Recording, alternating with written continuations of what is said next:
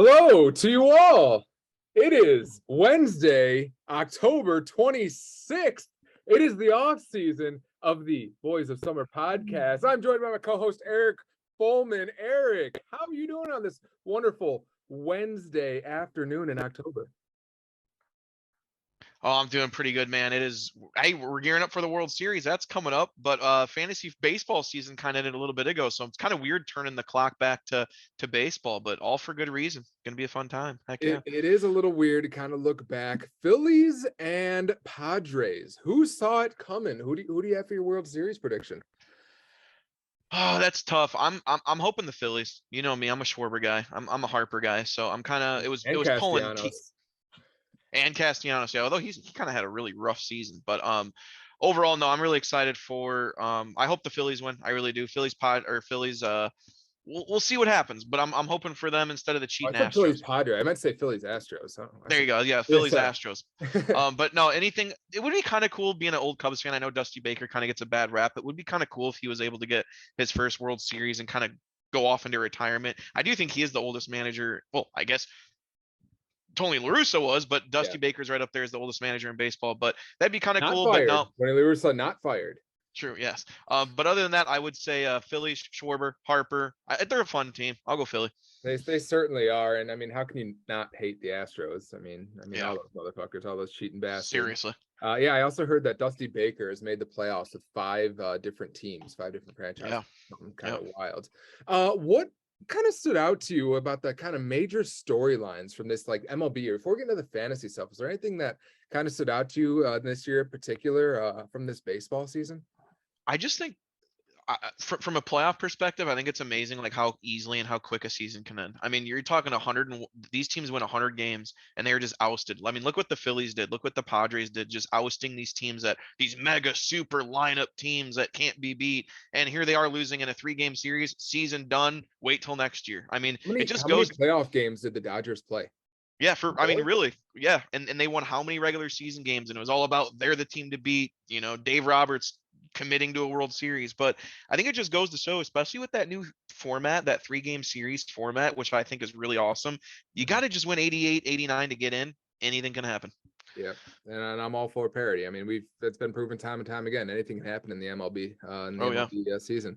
I mean, Tatis was definitely a storyline. It was not only when he was coming back, and then his off the field stuff, everybody not taking him seriously, and then the PED suspension, definitely a storyline. The Padres not even making the World Series. The Cubs' strong finish paired with the White Sox collapse. Oh, great to see.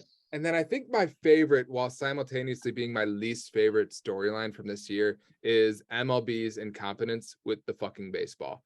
And it drives me nuts to even talk about it. But the fact that the numbers from year to year are so drastically different because of the modified baseball, where homers are down, strikeouts are up, which is exactly the opposite of the direction that baseball should be going. I mean, wasn't an excuse for Aaron Judge, but still, it's just kind of wild that the MLB chose the path that it did. Yeah, and I could be completely wrong in this, but it did seem like, and again, this could have just been me watching, or maybe the Cubs not really having many home run hitters, but it did seem like there just seemed to be more steals and like doubles and triples this year and less home runs. The strikeouts obviously were still up and stuff, but I preferred this year's baseball to last year where it seemed like 30 home runs wasn't even a feat anymore. I mean, it really felt like, oh, they hit 30 home runs. Cool, whatever. It did seem like a little bit of that home run being back was there a bit more. So seeing Judge doing what he did was amazing in itself. Mm-hmm. Yeah, I mean, Judge, we always knew it was the potential was there. I didn't know he had 62 home run potential, or 62 or 63 to finish with. 62, yeah, I believe. Yeah. I didn't really think he did that in him, but I mean, he's hit 50 before in an abbreviated season, or a season where he didn't play all 62. I know, so I mean, I guess the potential is there. It's just a matter of him actually playing almost every game this year was kind of probably the most more even surprising than him hitting the 62 home runs. Definitely. Take a minute. I'd like to take a minute and just thank everyone that's in the league, everybody that's listening right now, for the continued success of the Boys of Summer. It's an incredible league. It's my favorite fantasy league that I've ever been in, not only because I'm the commissioner of it, but just the involvement of everyone. I feel like it was another very successful year. Love the banter, love the trash talk, love the podcast, everything that we do. So just want to take a minute and Appreciate you all, and hope that we can bring everybody back, all 14, for another successful year 3. Heck yeah, I concur with that. Now let's get into the fantasy. We have a new league champion, Jay Snyder. Jay Snyder, a first-time champion. Congratulations to Jay. We have him as the trophy winner here on the homepage of the podcast. Congratulations to you, Jay. Boo. Other than Jay winning the league, which was a surprise in itself, is there anything that kind of stood out to you as like a big surprise to you of anything that kind of happened in the league throughout the year? Well, it's funny because I never really go back and listen to our shows much. I really should more, but these things usually last long enough where once we're done, we're just like, all right, we listen to them. all our shows through the year. I think it might actually add up to a whole 24-hour day. Yeah, we could binge it one time. But I do remember talking about Jay's team last year during like this kind of show before the keepers were revealed. And I remember going, damn, he's got a great 12. Me and you both were like, he's got a great 12, but he's got no money. Why did he make that trade for Real Muto? Why did he trade away? He traded away Austin Riley. Yeah. I mean, imagine how much, I don't want to say easier his road would have been, but I think his team would have been better if he didn't make that trade with Krim before the season. But either way, my point is he went into the draft last year with like no money, and we looked at his draft and we were like, ugh, still a good team. But I think me and you both had him around like 5 or 6 in the power rankings around, just didn't really draft anybody. And then there Jay is end of the year winning the whole thing. So I think that was cool. And then obviously I know it's going to happen, but the Roto conversation where it was, like you said, I mean, it was a 3-team race damn near the whole time. And that's why we have head to head, because that was our worry. And that, I mean, and I remember talking about it last year where honestly, like I it's never too early in the season, but sometimes when you're in May or June, if you're far enough back on a category, you can almost say you're cooked in June. I mean, if you're that far enough back. Yeah. And that's what's kind of tough about it. But hey, that's why, like you said, I love the league. It is so fun being able to look back at both categories and stuff like that. Yeah, It's definitely the best of both worlds. So definitely unique. Never really heard of anything like another league that does something like this. And so to keep this many people active, engaged, and I mean, we had our championship was between Krim and Jay, and neither one of them were close to placing in Roto. I mean, Krim kind of made it close towards the end there, but he was, I mean, never really within a handful of points. It was always like a 10-point gap between him and Phil for third place. Yeah. The thing that surprised me most about Jay is I was looking through some of the trades. I think Jay lost just about every single trade that he made and still won the league. I don't know how it happened, because we could analyze this one by one. He traded Morton and Nelson Cruz for Giolito, which Giolito didn't really help him a lot, but getting rid of Cruz and Morton was fine. He gave away Castillo and Evaldi to get Aaron Nola. Aaron Nola was solid, but I'd almost rather have Castillo for 20-something than Nola for high 30s. I mean, their numbers are probably pretty similar. And Evaldi wasn't half bad too for his price. Yeah, exactly. He traded away Trey Turner for Tim Anderson and Christian Yelich. Loss. That was a big loss. He traded for Ryan Presley, got back he traded away Ryu, Hoskins, and Hendricks for Presley. I'll give that a win.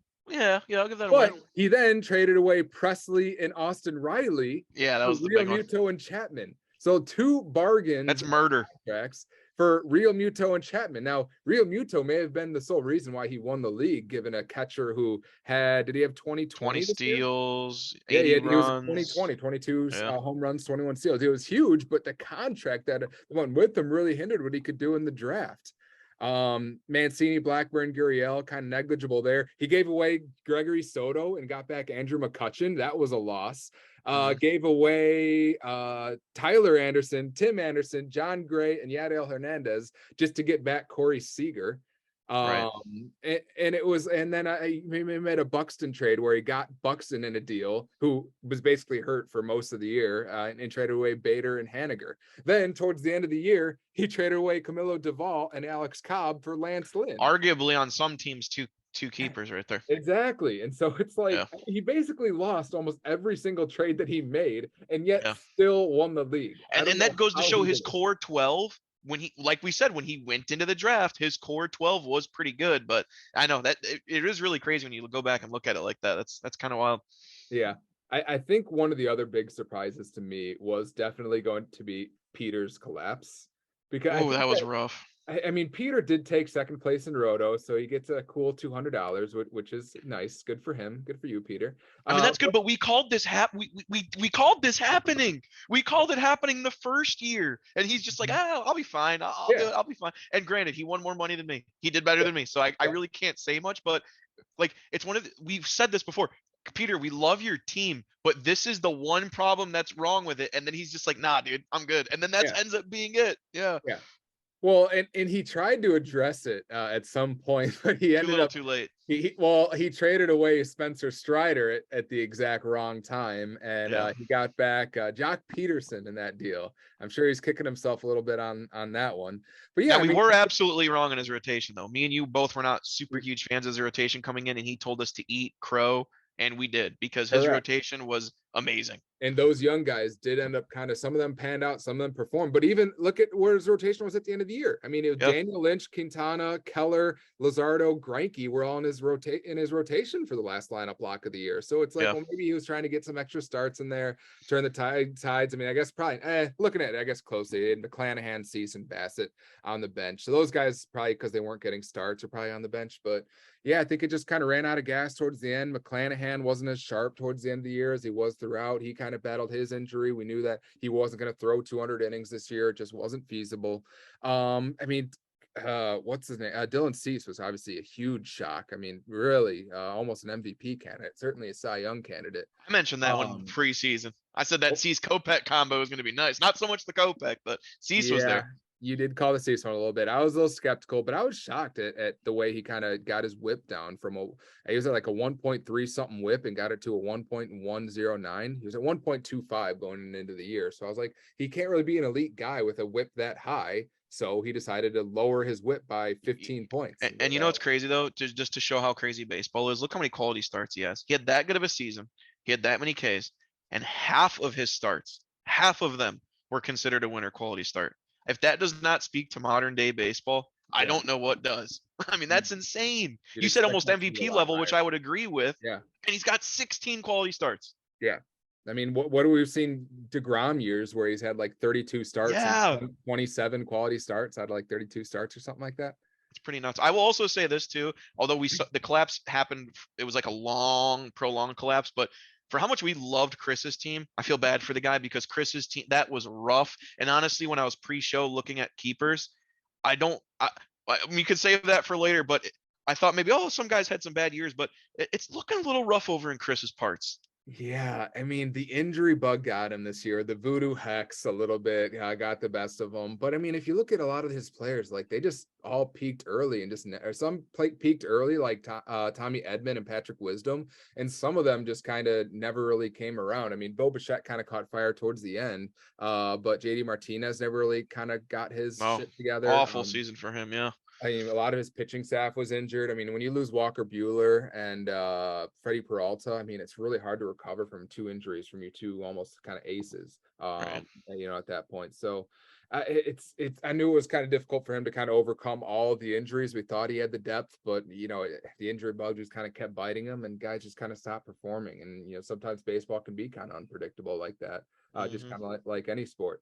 You kind of mentioned the three roto thing, so I won't dwell too much on that. But I wish that roto was a little bit more interchangeable. But it seemed like from 1 month in, we had our three roto teams, and they never really changed.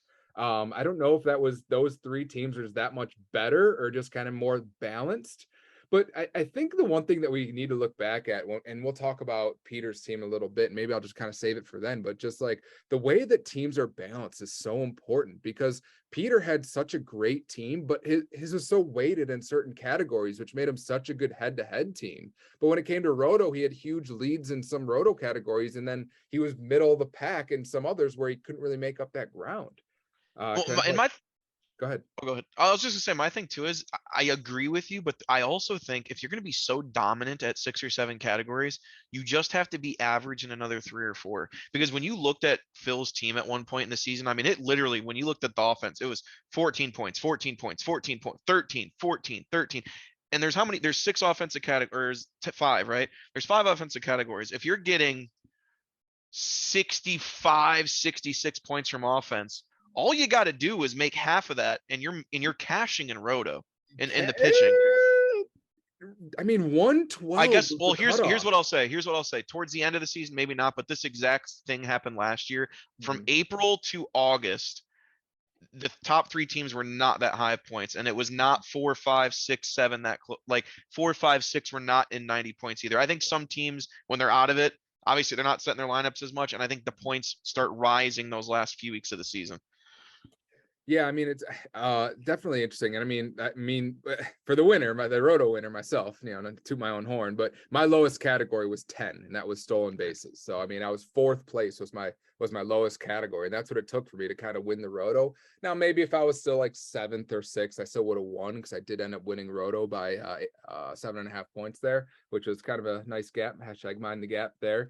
But yeah, I mean, I know what you're saying, where like if you can be dominant, I wasn't really dominant in any of the categories. The only one I Right. really won was win quality starts. I mean, look at Phil's team. He's a little bit above average in a couple pitching Mhm. categories. You could argue and wins quality starts below average, but he was about a little bit above average in pitching, and he cashes in roto. 68 offensive points. Yeah, that's a lot. I mean, that's more than a lot of teams, dude. I That's mean, that's out of more. a possible 70. A Yeah. maximum of 70 offensive points. He got 68 of I them. mean, he could have just put his offense out there, and he would have beaten 1, 2, 3, 4, 5, 6, 7, 8 teams in the league. Yeah. 8 teams in the He league. would have come in. Yeah, he would have come in seventh. That's what's crazy about it. And we knew that going in. We all looked at Phil's offense and was like, that's going to be the offense. And it carried him to a roto cashing. And So he traded away some of his offense. I mean, he he traded did. away Kyle Tucker. He traded away some of those pieces. But at the end, it's not easy to find elite pitching in the league. I mean, that's No. probably the one thing that's the hardest to trade for, because guys aren't just giving away elite pitching left and right without getting significant pieces back, unless they're kind of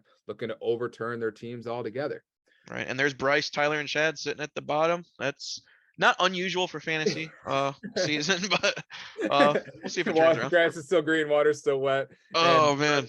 Bryce, Chad, and Tyler at the bottom of the And ranking. remember how hype Chad was when he's like, well, I'm not going to finish last. I'm like 8. He did the same thing year one where he was like 7th or 8th or even 5th or 6th, like in the first 2 months. And I always would type back, it's a long season, Chad. It's a long season, Chad. And there he is, 13th. So Yeah. Well, if we take that was our roto standings. So if we take a look at our head-to-head standings again, Jay got the bye luckily because of the shitty divisions that were weighted in one side, where I would have had the bye on the other. I think three of us would have had the bye on the other. dude, yeah. And then, but luckily Jay got the bye, so got out of the first round. Got a soft matchup in round 2 against you, Eric. You didn't show up for it, took down you. Then took down Peter in the Well, championship. here's the thing. Go look at my matchup with him, dude. If my pitcher pitches on Sunday, I mean, it literally it killed me that day. My pitcher did not pitch. I mean, he got pushed back a day, and that's all it took. And I lost in the K category. I lost in the crushing, absolutely crushing. But it was a fun season. You can see how far removed I am from the baseball, because I think I mentioned earlier that it was Jay versus Krim in the championship, but that was also not true. It was Krim versus Peter. So Yeah, just so far removed. Still, working out the kinks. It's going to take a while, and then the kinks are going to redevelop over the next several months. But props to you guys. Peter came in second place in head-to-head. Good for absolutely nothing. You're taking home no hardware for coming in second place. And then I think Krim by default, because he would have beaten you that week if you guys would have faced off for each versus one another in the second to last week and in the last week. So I kind of used that as the third place head-to-head finish. But I would have set my lineup if I knew that. it doesn't really mean anything. Yeah, I was gonna say, like at all. Third place head-to-head means absolutely nothing. Draft order, we go by almost reverse order of the roto. But remember, it's the first person out of the money gets the first pick. So that's going to be Crimmy, who took fourth place. He's going to have our first pick in the reserve draft. Then the battling swashbucklers, JR champion, gets the second pick in the reserve draft. And then we have Justin, or then we have Dave, Justin, and Skaters, and everybody that follows after that. That was announced. Before we move on to any keepers or trades, anything of that, I want to take a moment to talk about some league records that have been broken. As we're kind of talking about the roto standings, we look at some of the final numbers for the year. There were several league records broken, starting with Peter broke the record for stolen bases. Runs, RBIs, and home runs were not broken, as mentioned earlier, by the change in ball. If maybe we'd used last year's ball, maybe we would have had some more broken offensive records. But runs, home runs, RBIs, those are not broken. Stolen bases was, though. More people on base, I guess, maybe more stolen Dude, bases. I'm telling you, it seemed like stolen bases were just up this year. I don't know if there's any type of statistic, like looking back at last year's stats, if that's even remotely close, but it did seem like, which is a good thing, the steal came back a little bit this year, but maybe that's just a myth. I don't know. To no one's surprise, Peter also broke the strikeout record, 1,200, almost 1,300 strikeouts on the year. Wins, quality starts, 128. That was broken by me. So that is the new record. Had an 8-win quality start lead towards the end there. Finished out the year strong. Bryce was 76 saves on the year. I don't know if anybody's going to touch that unless he kind of went 3 or 4 closes at the end.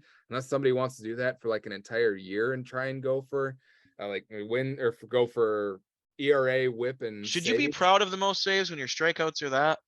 Yeah, I mean, Seriously, this is my whole thing when I rant about closers. That's my whole reason for that, because you beating everyone else by 20 fucking saves gets you like a couple extra roto. Congrats, but like you're missing out on 300 strikeouts, however many quality starts. yeah. Like I don't know if I'd be proud of that one.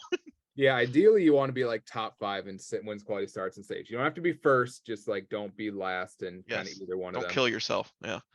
ERA fucking Crim got me by 0.01 for the Wow. league record. So 3.01 is the new league record. I had 3.02.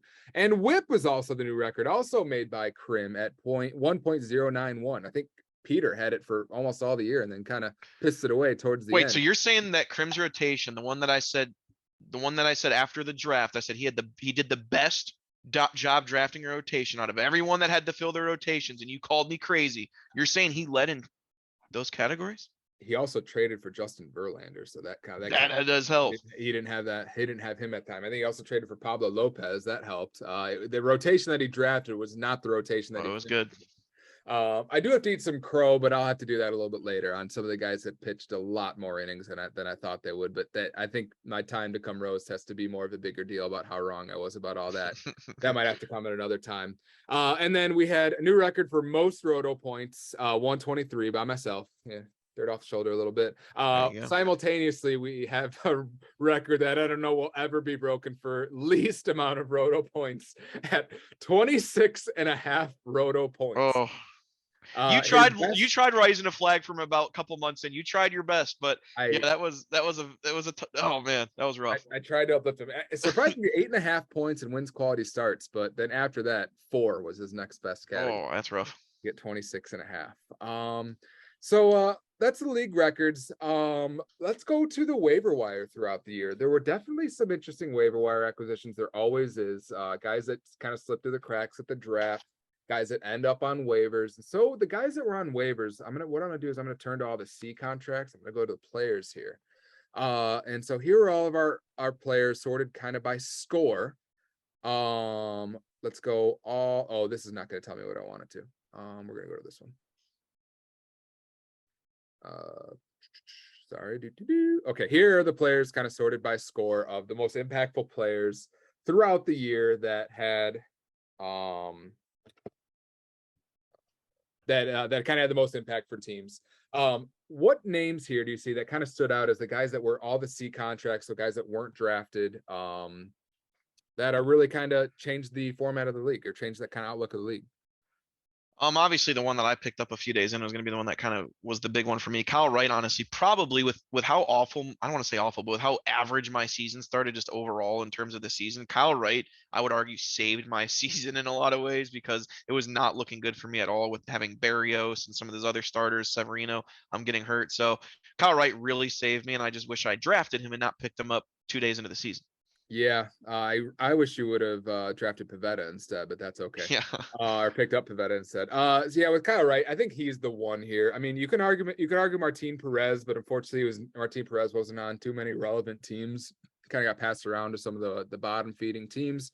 So he didn't really have too big of an impact on some of the landscape of the league. And kind of towards the end of the year, he didn't really pitch his best anyway, but his numbers definitely solid. If we look at some of the pitchers of what they kind of did throughout the year, I think of any starter, he may have even had put better numbers than Kyle Wright, aside from the better ERA, strikeouts kind of negligible, much worse whip. Not as many wins, quality starts. Oh no, he actually had more wins, quality starts. Yeah, that was a good year. He had more quality starts than and Kyle Wright had all the wins.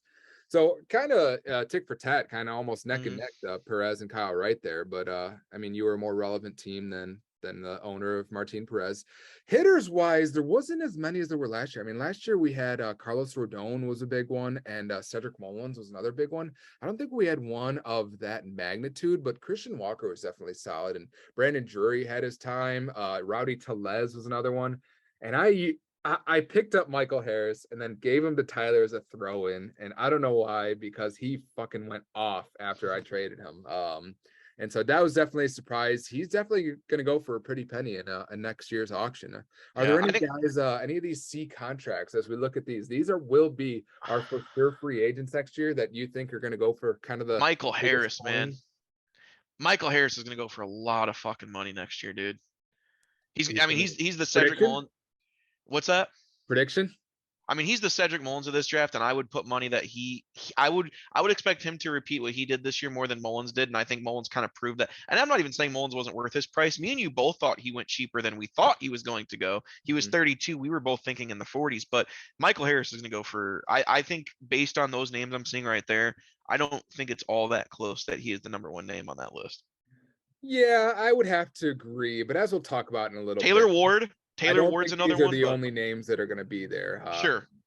be there next year. Yeah, I mean Nico Horner, my guy, like that, love that guy. Arias, if you're looking for batting average, but it's not a batting average league. On base percentage, still solid, but doesn't really provide a whole lot else. John Birdie, if you want 40 to 50 stolen bases, could be an interesting one. If you just kind of want to do the Adalberto Mondesi strategy of just do Birdie and then power everywhere else Yeah. and kind of see where that gets you.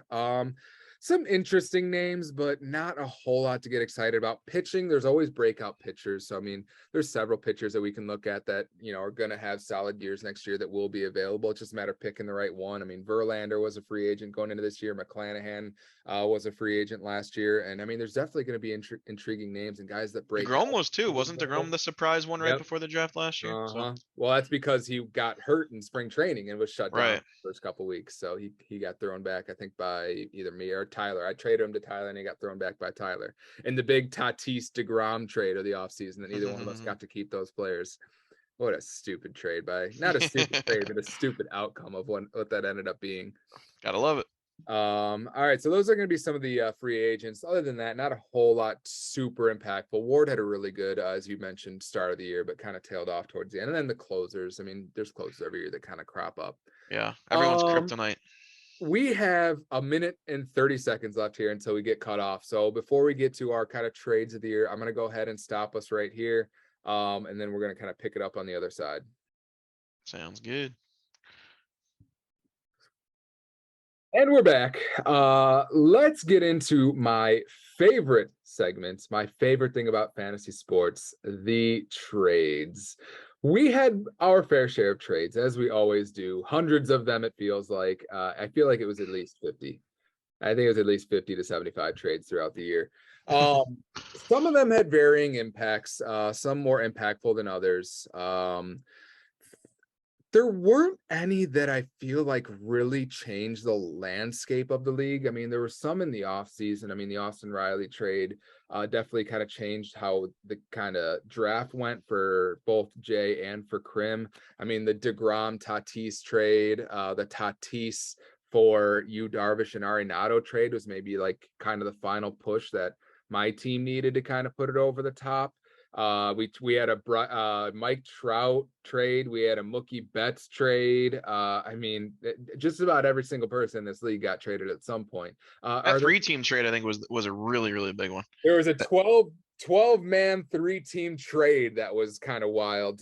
Definitely our largest trade made between myself, Justin, and Tyler. Is that the one that kind of stands out to you impact wise, or is the I one think so. Because I mean, honestly, when you look back at it, like Pena at the time was killing it, and now I would argue he's maybe not even a keeper. I mean, like he really sucked after this trade, and it sucks for Justin because he really did look like such a solid piece at the beginning. But yeah, sources tell me that he is definitely being kept. oh wow, okay, Solid postseason helps with that. right. I think Tyler being able to get like a guy like Valdez, Trout, Rasmussen was pretty good. And then obviously you getting star players in Marte, Altuve was absolutely huge for you. Yeah, I mean, it was a lot of big names going around. And like you said, there was a lot of big names being traded, but some of them weren't even relevant this year. Tatis being one of them. DeGrom was kind of interesting. I think the DeGrom one was good, even though Chad ended up with him, right? Yeah. So it didn't really help Chad, but I wonder if Krim, in a sense, like looks back at it like, damn, like I did have DeGrom in that rotation. Like that was nasty. And obviously still If had he would have hung on to him, Krim probably would have won the league. he would have had Verlander and DeGrom, I believe, at one Yes. point.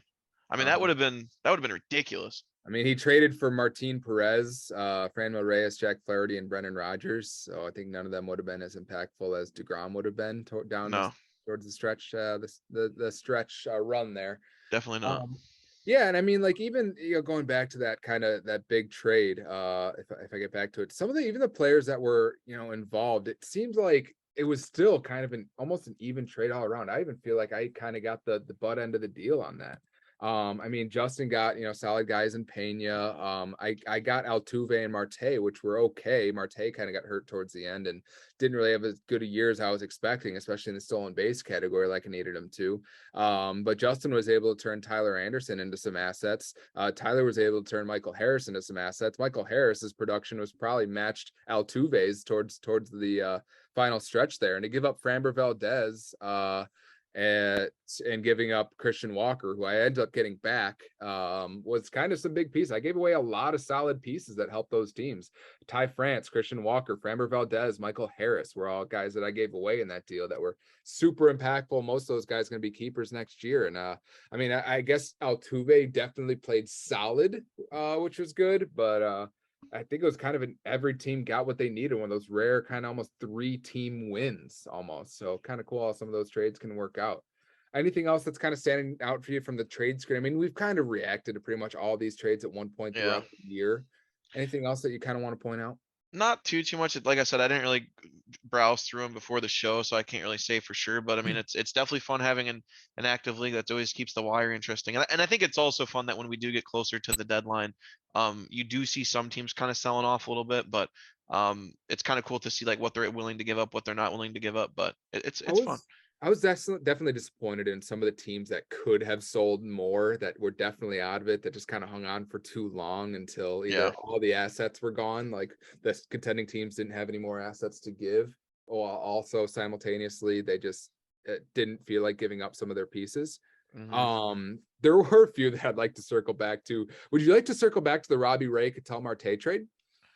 That really, I mean, it didn't hurt too much, really. I mean, Robbie Ray did end up doing pretty well for you Yeah. overall, but I mean, there was a good month and a half stretch there where you were kind of even like, oh shit. Yeah.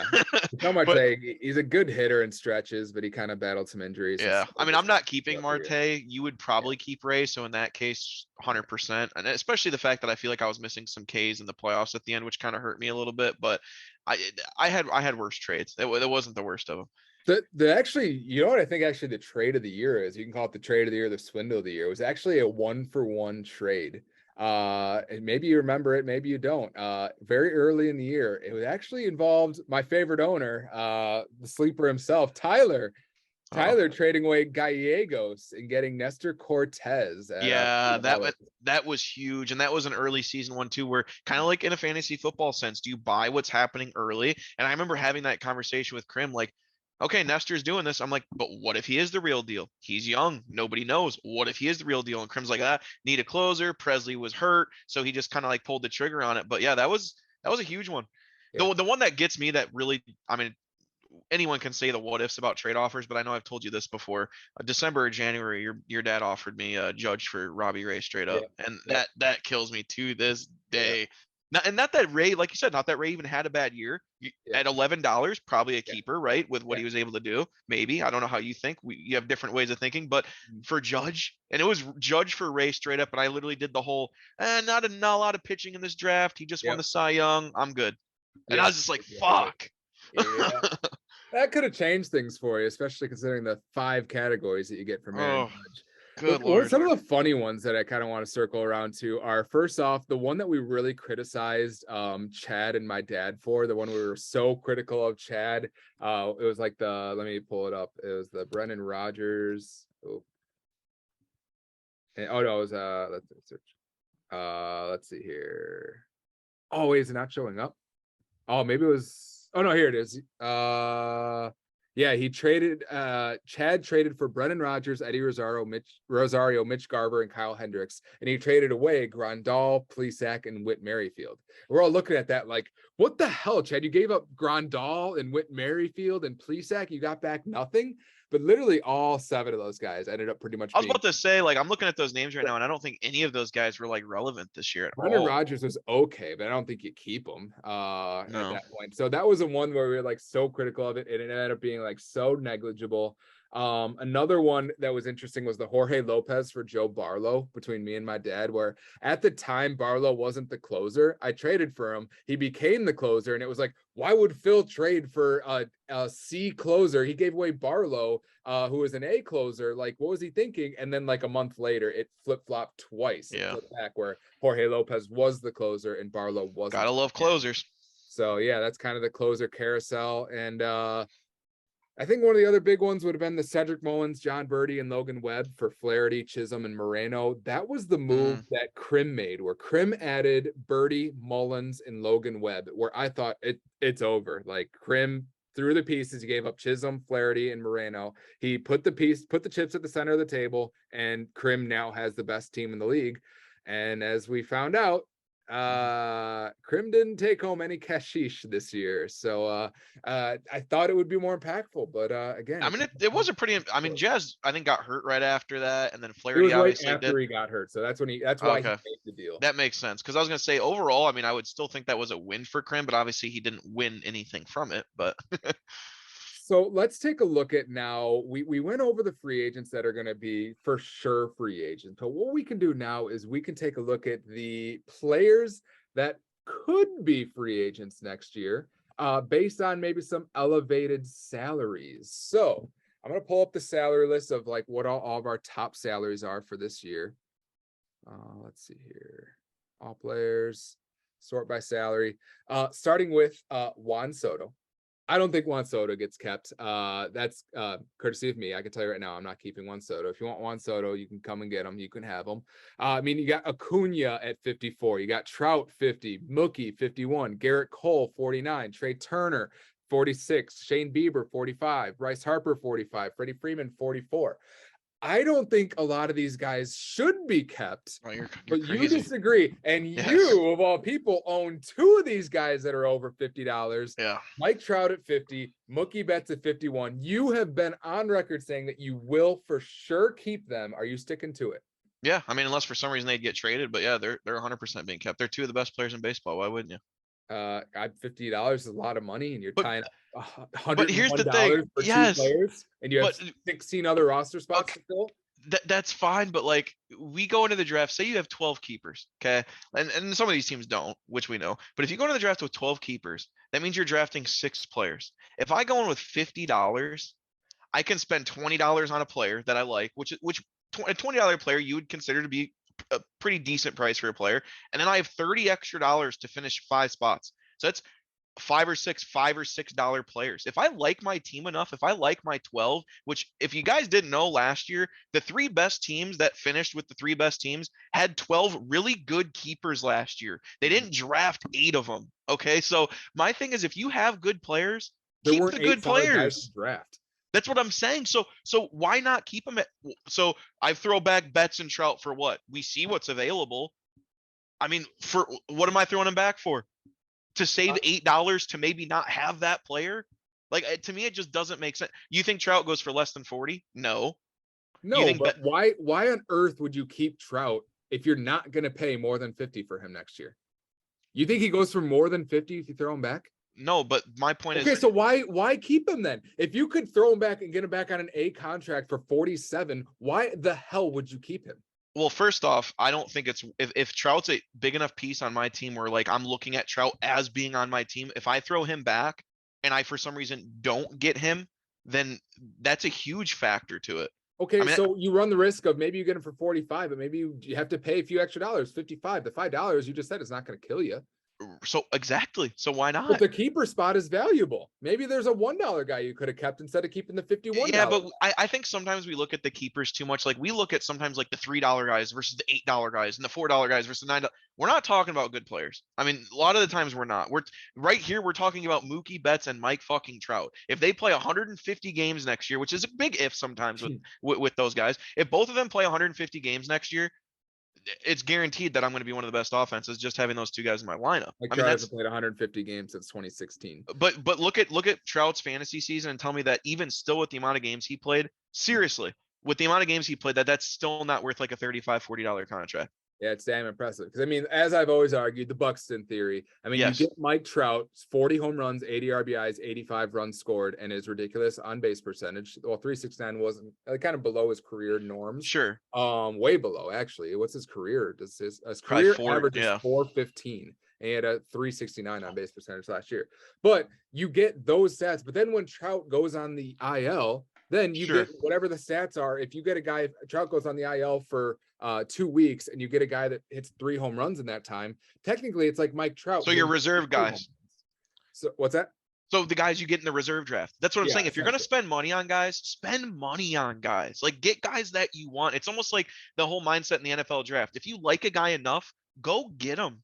So like the idea of like me, okay, so Trout's on the aisle for 2 weeks. That's what the reserve draft's for. There are MLB quality players in the reserve draft that I can get that I can plop in for 2 weeks and not worry about saving $5. That's Yeah. I don't know. That's the way I look at it. And again, if you look at Mookie Betts' stats in a similar fashion, Trey Turner, with what he brings to the table, is he not a 40? Is he not a keeper? I mean, come on. It's close. So I real just fun, just for fun. Those 10 guys, those top 10 guys right there. You're hitter. You want to Kyle. include pitchers? Yeah, I think they're all there right now, aren't they? Oh, I just switched it over. Okay. Those top 10 guys right there. Is there? Would you not keep any of those guys just based on the way you like think of keepers? I'm just curious. I would keep Turner. I would keep Harper. I would keep Jose Ramirez. He's 11. Okay. I just to me, why would I keep a guy that I could throw back and get on a better contract for cheaper? And I don't. Unless you think that because Mike Trout will be the only guy available next year that he's gonna go for 60, and because the next best guy is Christian Walker, the next best hitter, then maybe you could argue like, yeah, well, in that I think case, that'll happen. I think that could maybe happen. you have to Dude. pay 60 or 70 for him, and you run the risk of that.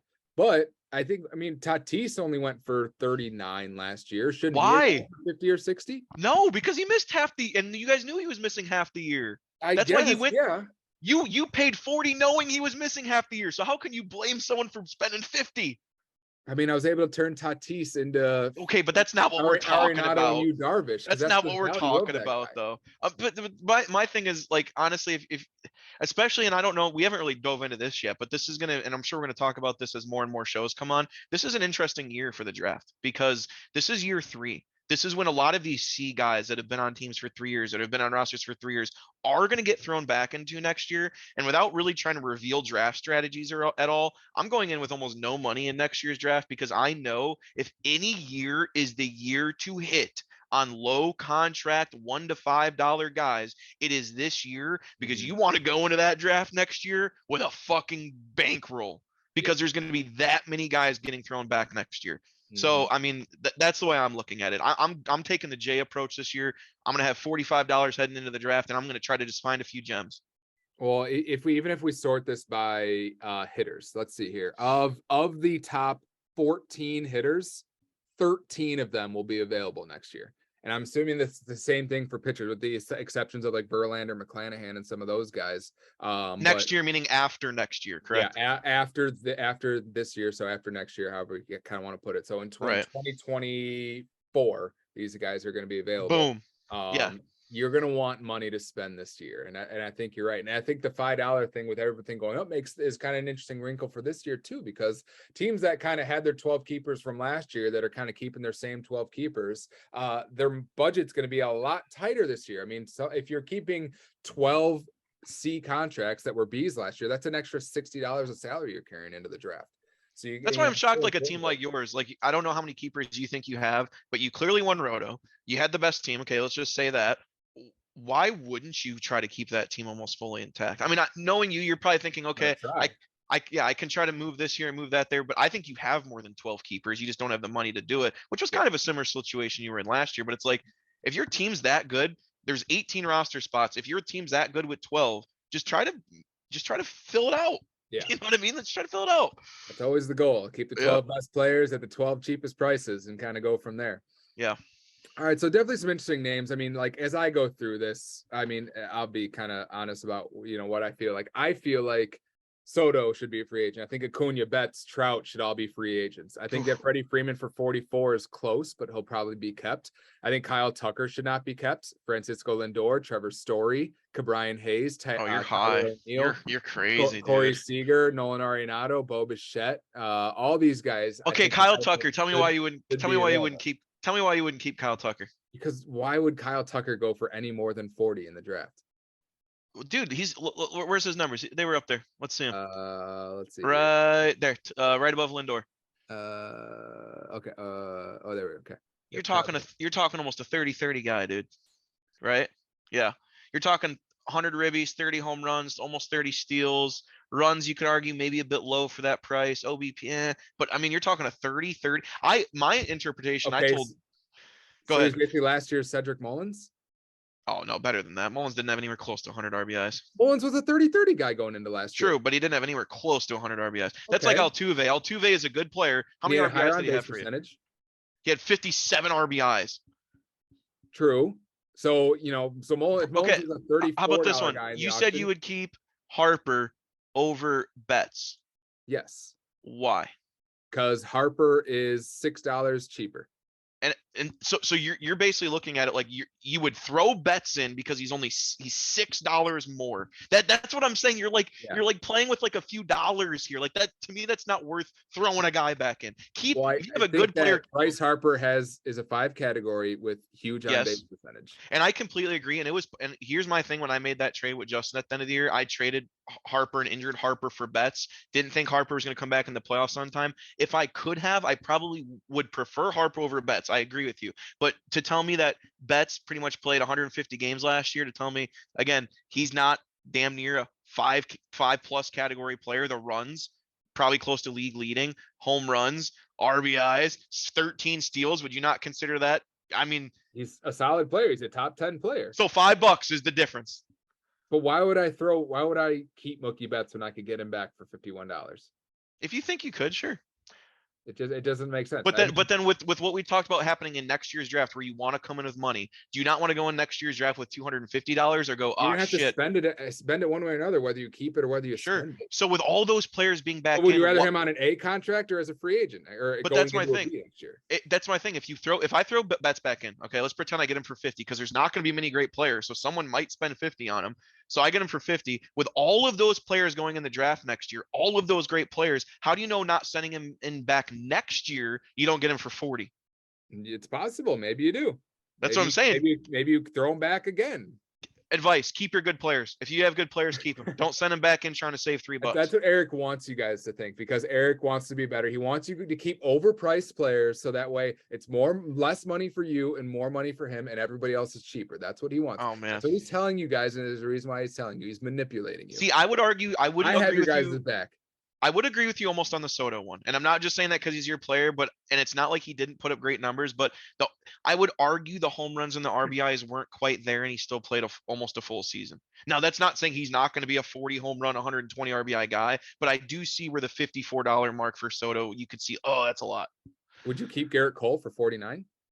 Yeah. What? Well, yeah. Garrett Cole might not even be a top 5 pitcher next year. You said that the last 2 years when you talked about he wasn't a top 5 pitcher this year. I mean, sure, ERA wise, but WHIP is fantastic. Ks are fantastic. Wins. What was his wins quality starts? 23 this year. He's a 4 out of 5 category guy, and that's not including. So the one category I wouldn't give him where he's great in is ERA. That is the only one. So going into next year, an argument could be made that he is not in the top 5. If you include Corbin Burns, Sandy Alcantara, Aaron Nola, Dylan Cease, Carlos Rodon, Justin Verlander, and Shane McClanahan. And are you ready for this? All of those guys are keepers. So why would you not keep Cole? Because you're not going to pay more than 50 for him. I agree you're not going to pay more than 50 for him, So but why would you keep him for 50? Because you're Kyle, dude, you're not. He was a top 5-10 pitcher in fantasy last year. The only category he was missing out on was I'm not arguing maybe that. ERA. He's But Garrett if Cole he's is a far and $40 to away, $50 player. I'm not arguing. He's a great player. Garrett Cole is a $40 to $50 player. No arguments there. who was the best pitcher going into the draft last year that you were certain on? There wasn't one because they No, all no, no, no, no. He's from Miami, and I know you like 7 Miami pitchers, Oh, but it was Trevor Rogers. okay. Trevor Rogers was the unanimous, bona fide #1 guy available in the pitching market last year, Yeah. and now you're telling me throw Garrett Cole back in. No one's gonna spend 50 on him. Bull fucking shit, dude. Trevor Rogers. So you Trevor pay 51 and you pay an extra $2 and you get to keep somebody else. Oh, so you get to keep them on an A instead of a C when everyone and their mother is going to have $270 to spend next year. I don't know. Throw him back next year. I don't know. You don't have to keep him 3 years. You're not signing him to a 3-year I don't think so. contract. I just find it very funny. I throw him back next year. I know you traded Tatis, but this cracks me up that you spent $40 for a Tatis for 3 months that played 0 games, but you're telling people to throw back a $50 Cole. Tatis would have been a for sure keeper. Dave is going to keep him for 40, and Dave's going to keep him next year for 45. He should. So why are you laughing at me for spending 40 on him? I'm not laughing. I'm telling you to. I agreed. I'm the one that brought it up last year that said, man, I would spend 40 on Tatis. I am agreeing with you, but I'm just trying to get I would spend 50 on Garrett Cole next year. Oh, okay, then we're on the same page. So the difference That's what I said. I said he's a $40 to $50 player. So the difference is you're like, oh, throw him back because you could just get him at an A. Because why? Yeah, well, A, you get him at an A. B, let's say you have 13 keepers. Keep the guy that's the dollar so you have more dollars per player to spend elsewhere. And then why use the keeper spot when you might have 13 guys and you can only keep 12? Instead of keeping the guy that you could just get back at the same price, throw him back because you're just going to get him back in the auction anyway. That's what I did with Tatis. I had him for 46. Why would I keep him for 46 and make him a B when I could throw him back and get him for 40? Here's what my goal was. I was like, well, if I'm going to spend 46 for him, I'm going to go up to 46 was probably my cutoff. I don't want to, I'll feel terrible if I spend 47. So I'm just going to throw him back. Maybe I get him for more. Maybe I get him for less.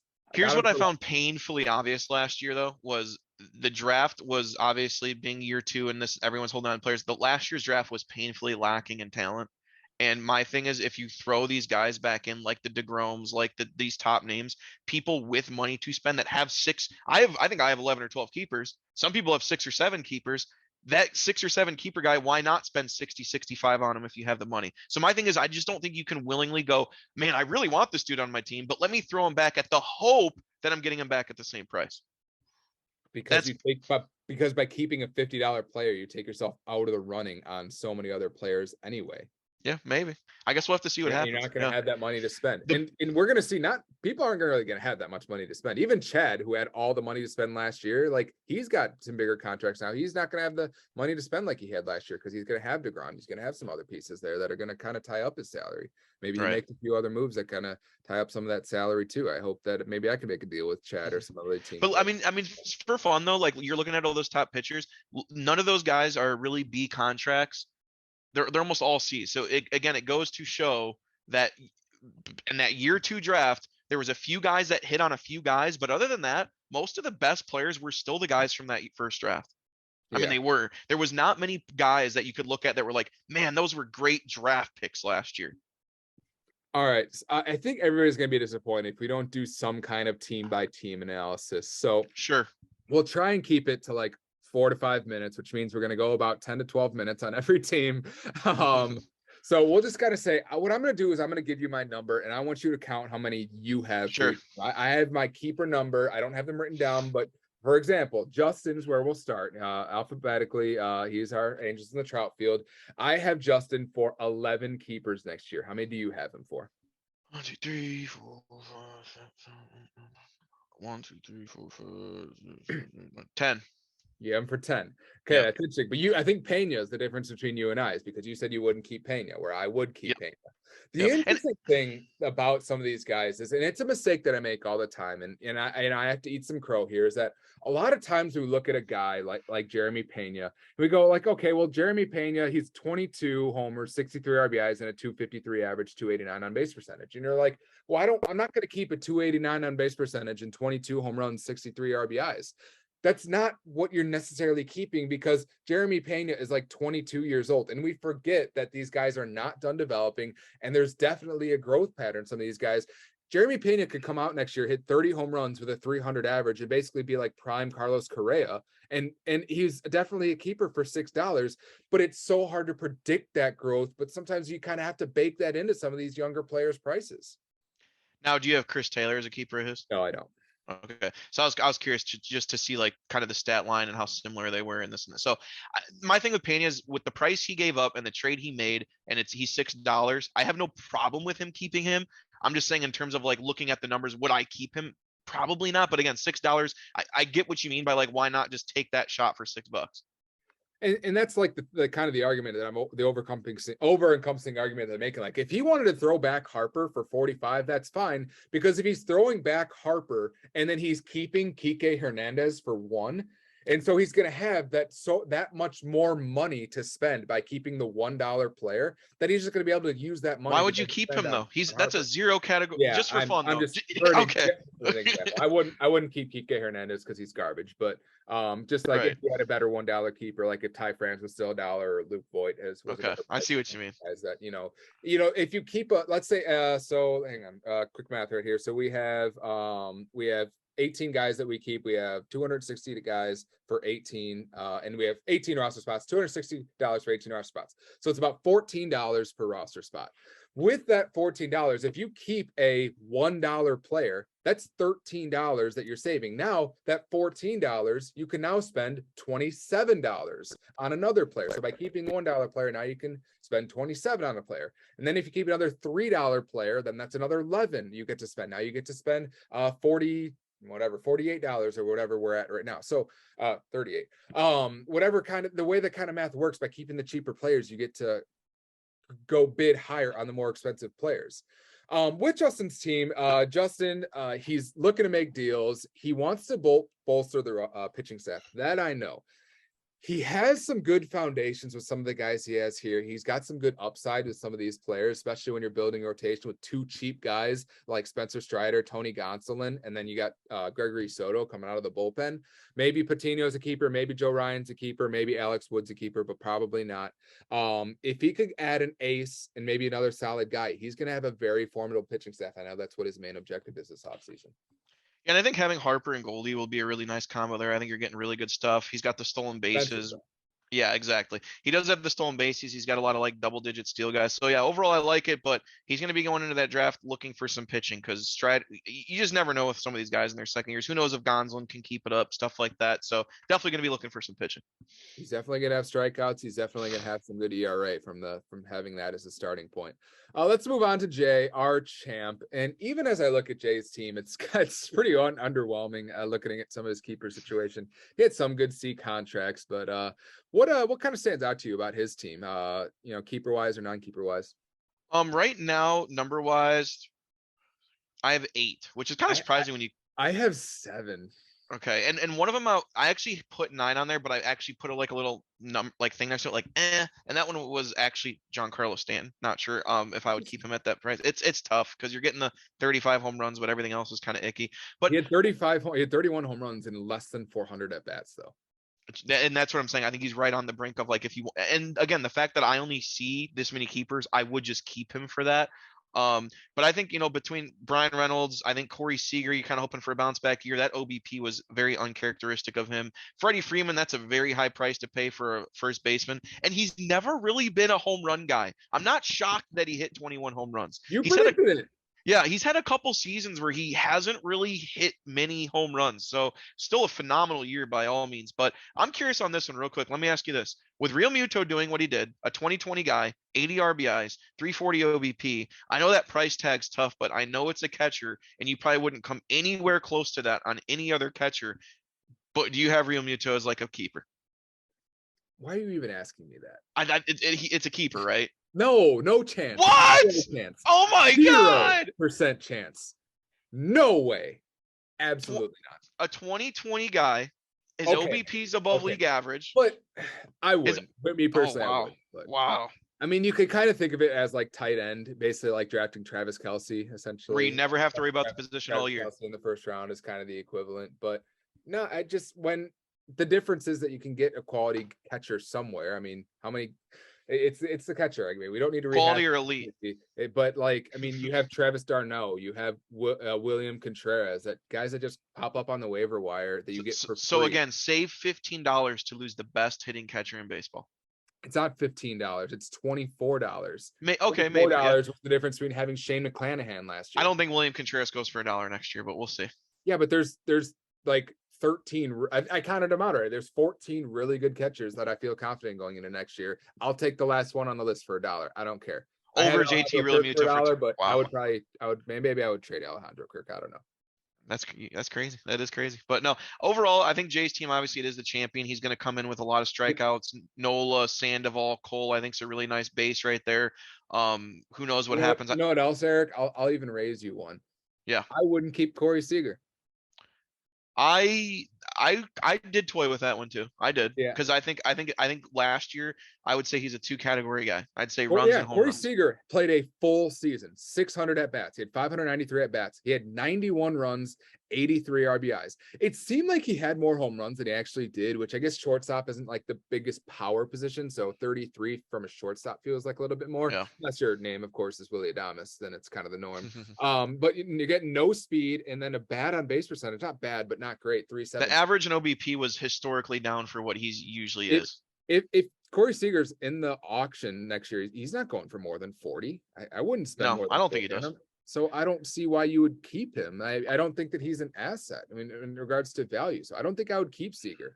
Freddie Freeman, I mean, I like the play. He's an incredible player. 44. I don't know if I would keep him at 44. I think Jay probably does, which I kind of bake into the math behind here.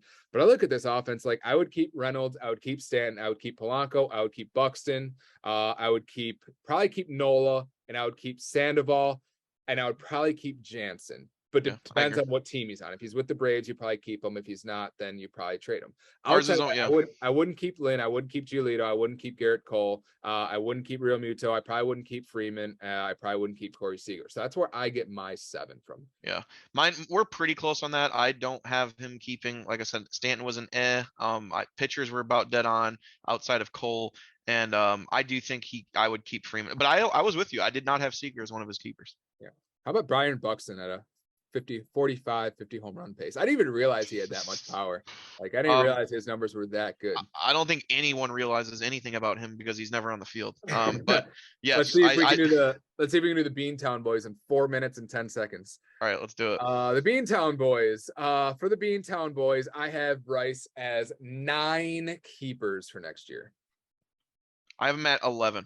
Oh, interesting. He's got a lot of players, but a lot of guys I'm just not crazy about. A lot of blah guys here. Let's go through them one by one. Just give me a yes or no. Grandal. No. Votto. No. Wong. Yes. Donaldson. No. Correa. Yes. I'm a no on Wong and a no probably on. How Correa. Are you no on? He's $5 and he's okay. Actually, I'm probably a yes on him. Okay, for $5 you got to take that value. Walsh. Okay. No. Castellanos. No. Straw. Yes. What?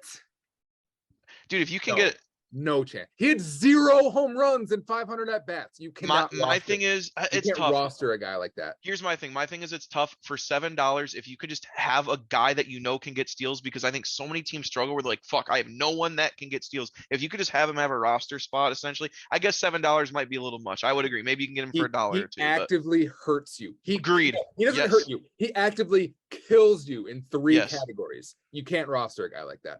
I'm not totally disagreeing with you. Which one? Sorry. Alec Thomas. No. CJ Cron. Yes. Schwarber. Yes. McMahon. Yes. Yes. Really? Yeah. Trent Grisham. No. Jorge Soler. No. And then the pitching staff. Who are you keeping from his pitching staff? Eovaldi, Mikolas, Clase, Lodolo, and I struggled between Ober and Flexen, but I think you can make a case for both. I think you make a case for both too. Interesting. Our keepers are completely different for him. I think you probably keep Wong. I think he probably maybe Correa. I probably wouldn't just because you're getting 0 stolen bases. But he's a guy that you probably keep just because he's going to sign somewhere flashy. He's going to sign like with the Cubs, and you just know that value is going to Right. go And his up. numbers really just aren't. They're not bad, and it's like Yeah, but they're $16. not Like great. He didn't help you in a no, single category outside on base percentage last year. right. Yeah, but again, Um, yeah. No, go he ahead. played a Keep going. full season, almost full season, 522 at Oh, bats. totally. Yeah. So I wouldn't keep. There's no reason to keep a guy like that for 16. No chance to keep Straw. I wouldn't keep Alec Thomas. He hasn't proven anything to be worth 5. I would keep CJ Cron. I would keep Schwarber. I would keep most of his pitching staff. Whitlock, I would probably keep. He probably takes a flyer on it just based on the talent. Bailey Ober, maybe he's gonna have to choose between Lodolo, Ober, and Flexen. I think maybe 2 out of the 3. Maybe he does, depending on what he likes from the free agent Oh, market. you got to keep Lodolo. I think the K's Yeah, through I think innings is so. nice. And then Class A, Nicholas, I think are definitely keepers. Eovaldi probably keeps as well. I like Eovaldi. He could sign somewhere flashy this offseason too. Sonny Gray, I say probably not, just because I think you could spend another 15 and get him again next Yeah. year if you really wanted him. He's got some interesting names, but none of these names are really knocking my socks off. He doesn't Oh. really have much of a core to build off of. He might very well have 12 keepers, but his 12 keepers will put him in 10th place again. Agreed. But the thing is, if you notice, there's not like a there's not a huge contract guy. So Bryce is one of those guys where it's actually kind of a good thing he can go in with 11 or 12 keepers and also have the bank to spend some money. Yeah, he might be one of those surprising where he can drive up some prices on some guys, and maybe he can kind of hone Definitely. in some of the guys that he wants in the draft. And if you I mean, kind of literally nail his. those, I mean, we saw last year, like Peter, you nail some of those draft I picks, mean, like who's his most Julio expensive Rodriguez. player? I mean, seriously, his most expensive player is Kyle Schwarber. Yeah. I mean, that's pretty crazy. All right. I think that just about does it for this. We will continue after this brief break from our sponsors. All right. I want to circle back before we move on. As we're kind of talking about Bryce here, what do you think about the timeline for Bryce? How do you think he goes about navigating, saying what you said? Do you think that he can be relevant next year with kind of the lack of star power that he has on this roster, but also knowing that the following year is kind of the big free agent year where you kind of want to clear that salary, where a lot of his B contracts right now are going up by 5? What do you think his window realistically should be? It's tough because he's definitely lacking star power, but like I said, we both see him with around 10ish 11 keepers, so it's not like we don't see value there, but I mean, he's got to hit in the draft or in some type of trade or something. Like you can't really miss, because the thing you are lacking is those star players, those, because I look at his team, and although we just said 5 or 6 pitchers he'd keep, I don't see an ace. We just listed 5 or 6 hitters. I don't see us like a go-to like guaranteed guy. So he needs star power bet. So he needs to hit. And honestly, with what's going in the draft, who knows what the biggest name going in is really going to be? Michael Harris, but Yeah, you're not going to find much star power in the draft. I mean, unless it was up to me, unless I was in charge of all your teams, you won't find much star power in the draft. Maybe Juan Soto, unless somebody comes and sweeps him up. Maybe that can be a difference maker for him. All right, then we move on to my team. Go ahead and count how many keepers you have for me. I counted up to 14. Obviously, I can only keep 12, and some of these guys I'm going to be looking to trade someplace. But how many keepers do you see are guys that probably should be kept? 14.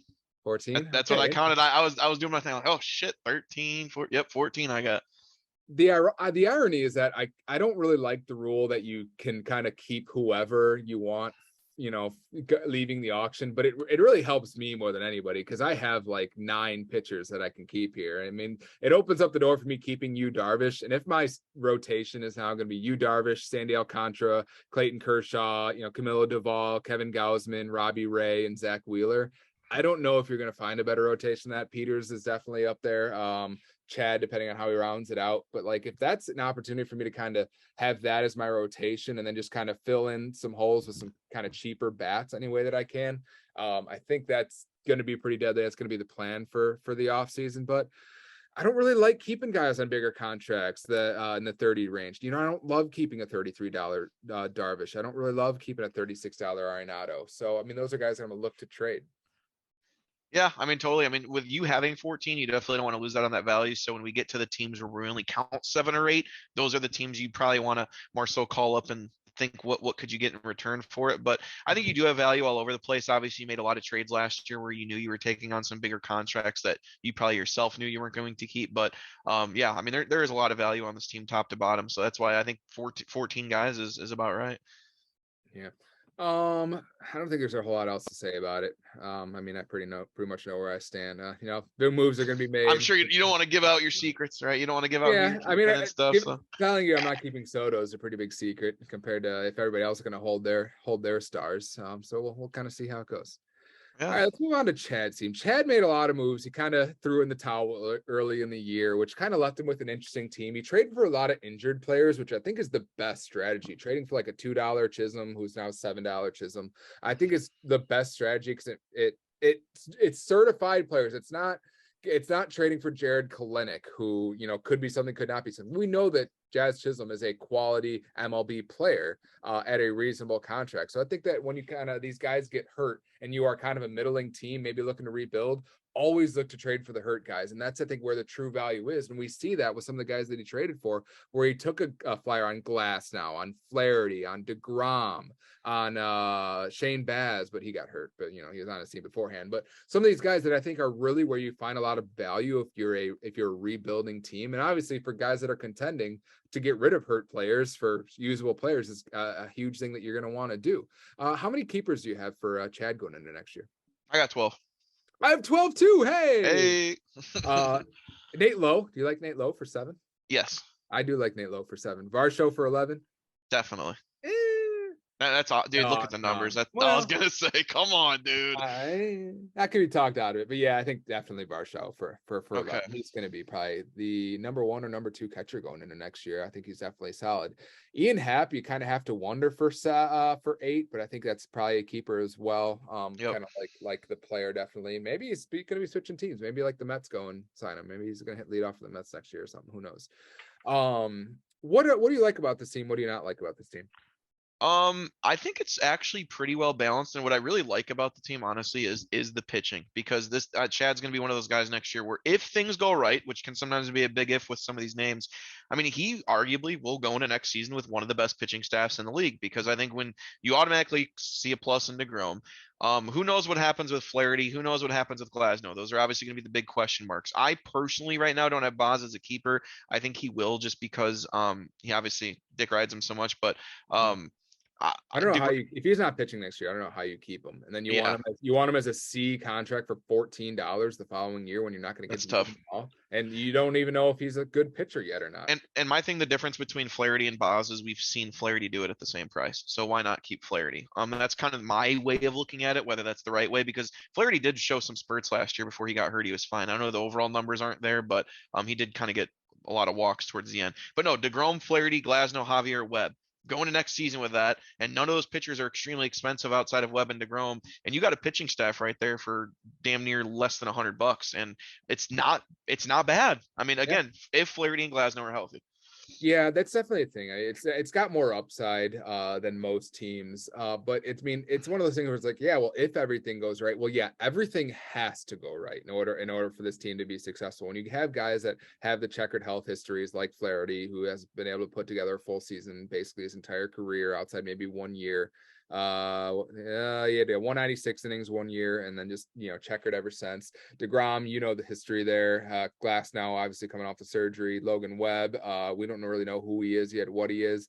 I don't really think he's a keeper at 34. Just for that kind of money. That's kind of a lot for a guy that I'm not sure if he's kind of an ace level guy that you'd want to spend $34 on.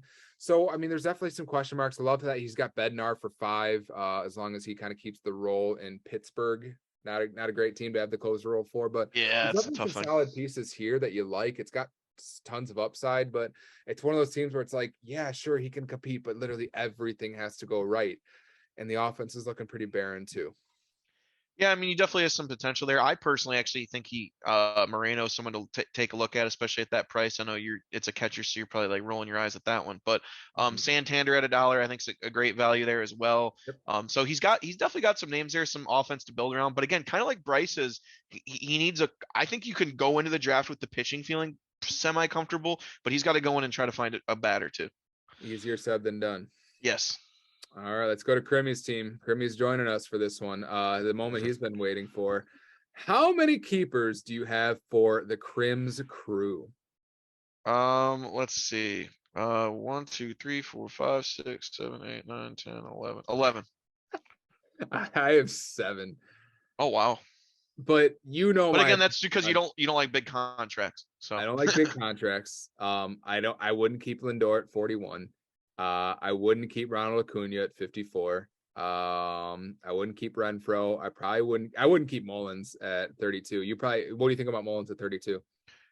That was one I kind of debated back and forth on, and I actually do not have Mullins as one of his keepers. Interesting. I think that Cedric Mullins is a one category contributor. Now he's not like Miles Straw where he's hurting you in categories. He's not hurting you in home runs. He's kind of hurting you in RBIs. Yeah. Not 89 runs. I would argue 2 categories. 89 runs but 89 runs is good until you look at the fact that he had 608 at bats. Like, how is he going to improve from 89 runs, especially with an on base percentage only at 318?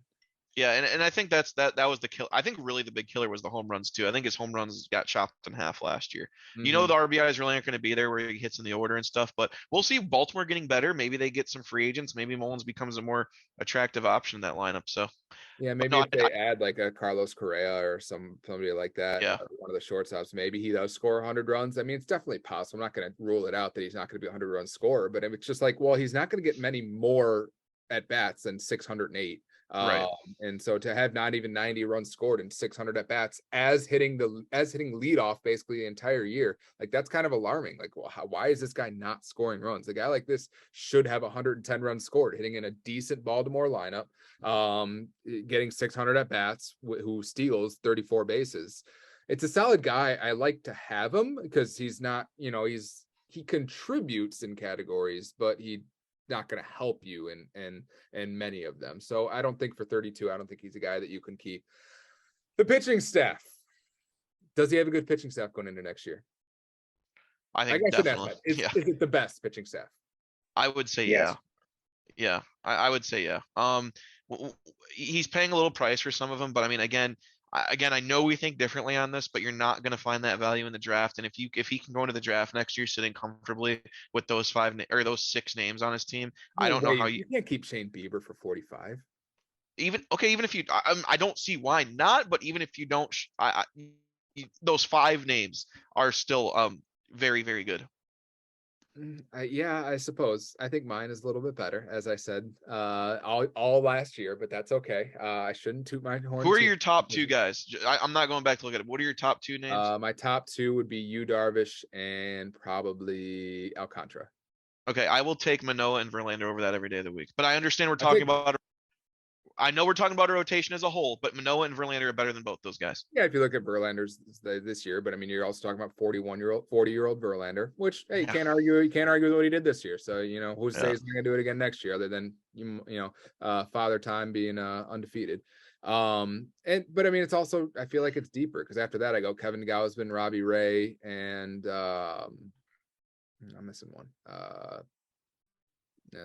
Zach Wheeler. Yeah. So, I mean, you could argue that, but I don't think Lopez and Gilbert are slouches either. Yeah, definitely not. So yeah, I mean, I would probably throw there's so much salary here. I mean, he can't keep Manoah, Bieber, Mullins, Acuna, and Lindor. I just don't think that's feasible salary wise. I haven't added it all up. Having Gilbert for 7, Lopez for 13, Verlander for 26 isn't killing you. But I mean, having some of these guys, I mean, doing quick math, I mean, that's 45 between Verlander and Manoah, add another 45 for Bieber, that's 90. Adding Acuna, that is 145. Mullins would be 175. Lindor gets him all the way up to 210, 220-ish. And I mean, that's like 6-7 players. Haven't even added Presley or Gilbert or Lopez yet. So I mean, it kind of gets up there. So I think Mullins has definitely got to go. Acuna's a question mark. I think if he wants to keep the rotation together, he's got to choose between having Acuna and the rotation. So I think you think that one guy from Arizona is a keeper? Which guy from Arizona? Josh Rojas. One of my favorites. I wouldn't keep Yes. him. I wouldn't keep him. Dude, No. oh my God. You're always talking about valuable guys. You're getting a dude that you can plop on your team for $4 and he's getting you 20 steals, 23 steals. He's getting you a 350 OBP. He's And scoring that's it. 66 runs and You 400. stop pretending like 66 is a No, hold good on, hold on, number. hold on. He missed the first month and a half of the year. So you're talking Okay. he missed if you count how many at bats Mullins had playing every day, Riley had, he missed Yeah, but he's 150. not going to get that many at bats. He's going Why to get not? he's going to get 500 to 550 because he's not an everyday leadoff. He is an everyday player. Is he an everyday leadoff hitter? He just missed the first month and a half. So you're talking another 150 at bats, right? That's another so pretend he played 3/4 of a season, right? 150, 300, 450. So you times all those numbers by another quarter. That's another about 8 steals, another what? 22 runs. So you're talking 88 runs, 30 He's steals, okay. 350. Yeah, he's good. You're He's sleeping on. okay. I remember at one I point in don't the season you dislike said I him. would never have this dude anywhere near my fantasy roster, was your quote. Yes, when he did not have the 23 stolen bases that he did before. His career high in stolen bases was 9 because he had 9 last year and basically a full season. He had 140 games last year and he had 9 stolen bases. So last year he was basically in a full season. He was 11 home runs and 9 stolen bases with a 341 on base percentage. Now this is another one of those guys that I was talking about where it's like, looking at his stat line last year, he had 11 homers, 9 stolen bases. How do you predict that this guy's going to have 23 steals? You kind of don't. I took him in the reserve draft. I did. If you thought he was this good, you wouldn't have traded him. I mean, if you look at what I traded him for, I mean, I traded him when he was doing just fine. He was in my lineup, honestly, probably 80% of the time. Yeah, but like he's a good player. He's just not my kind of keeper because he's not helping me in runs. He's not helping me in home runs. He's not helping me in RBIs. He's got a decent on base percentage. And he's helping me in stolen bases. It's just not. He had almost the same amount of runs and the same amount of at bats as Acuna. Yeah. You remember that game too where he had 3 home runs in one game? That was sick. Yeah, that was a third of his home runs in one game. But I'm just saying he had almost the same amount of runs as Acuna and the same amount of at bats, 5 less. All right, so, since you already audioed in, what do you think of our comments, or what do you think about your team? I mean, Eric has a pretty good idea of how it kind of breaks down more so. You're a stickler for dollars, so I mean, a lot of my players wouldn't be keepable for you, obviously. Mullins is obviously a question mark there. He didn't do his 30 and 30 type of deal, so it's kind of hard to keep somebody like that, but at the same time, he is cheaper than someone like Lindor or an Acuna. I can guarantee you Acuna's not in the pool. He's being kept. I mean, he missed a little bit of time at the beginning of the year. He wasn't himself all year long. The injury, not the injury was nagging him, but he was dinged up a little bit. The team kept him out of games a lot of the time because they were afraid of him getting hurt. So I feel like if you're at $54 and you're giving Trout that same money in the draft, why would you not give it to Acuna? A year after. Your friends jump off a bridge. Did you jump too?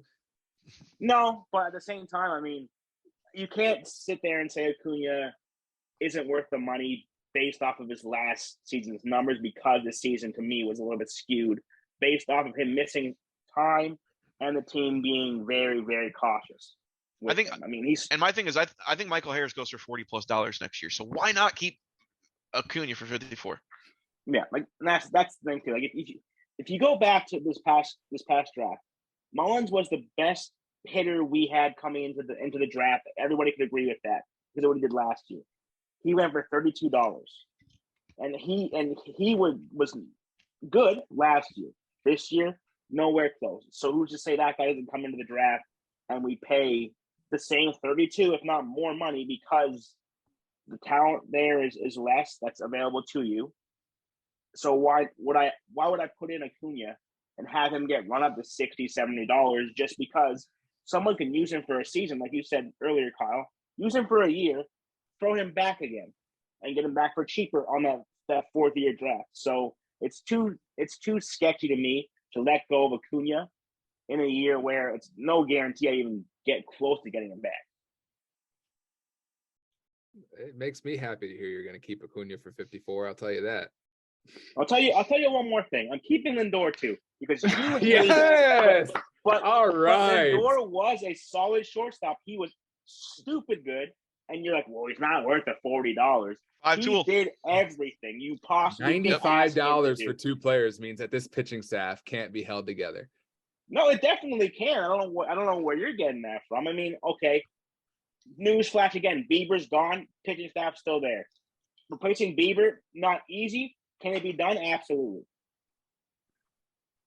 Hang on, doing some quick math.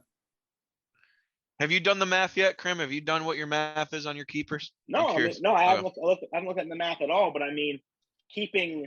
No, I'm just curious what you like based on if you had your 12, what you thought your math, because I mean you're probably in a very similar situation to me. Yeah, so. I'm in a similar sense as you are. I mean, I probably can go into the draft with what $8, and I need to fill my entire roster with that. But like, the core I have is fine. The C contract players that I had on my team, were solid players, yes, but I mean, those players weren't drafted for a reason.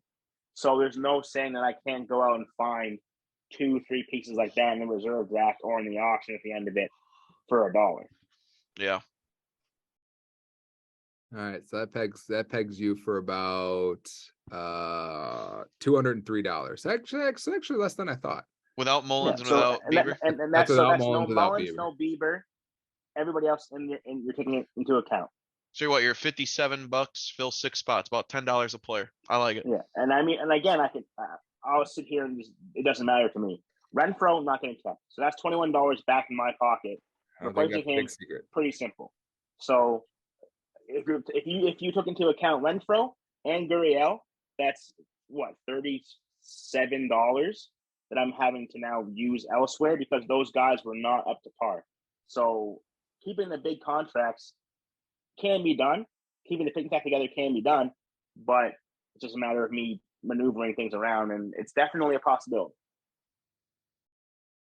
Can be done. You heard. Well, that's kind of the point I was trying to make too. When you're looking at a lot of because it's awesome that the contracts are updated and we can see like C contract. So the B contracts are guys that were drafted last year, right?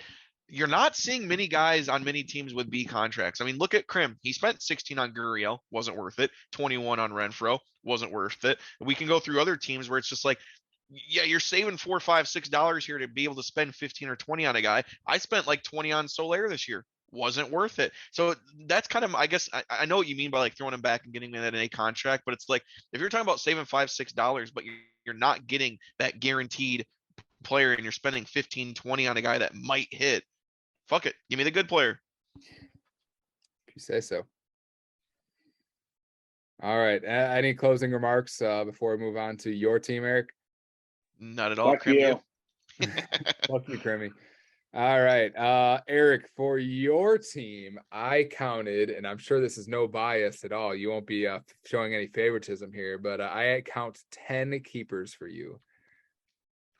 Yeah, I'll take it. That's pretty good, especially with some of my big contracts. Yeah. Did you count yours up? I got 12. Yeah. So I got you for Severino, Diaz, as long as he stays in New York. Woodruff. As long as he stays in New York, where else would he go where you wouldn't keep him? Yeah, true. Come on now. Maybe he goes to the Dodgers and has all his strikeouts and has 60 saves. Yeah. LeMahieu. I know you're keeping Trout and Mookie, Semien, Segura, Olsen, and I know you'll keep Adley, even though you probably shouldn't.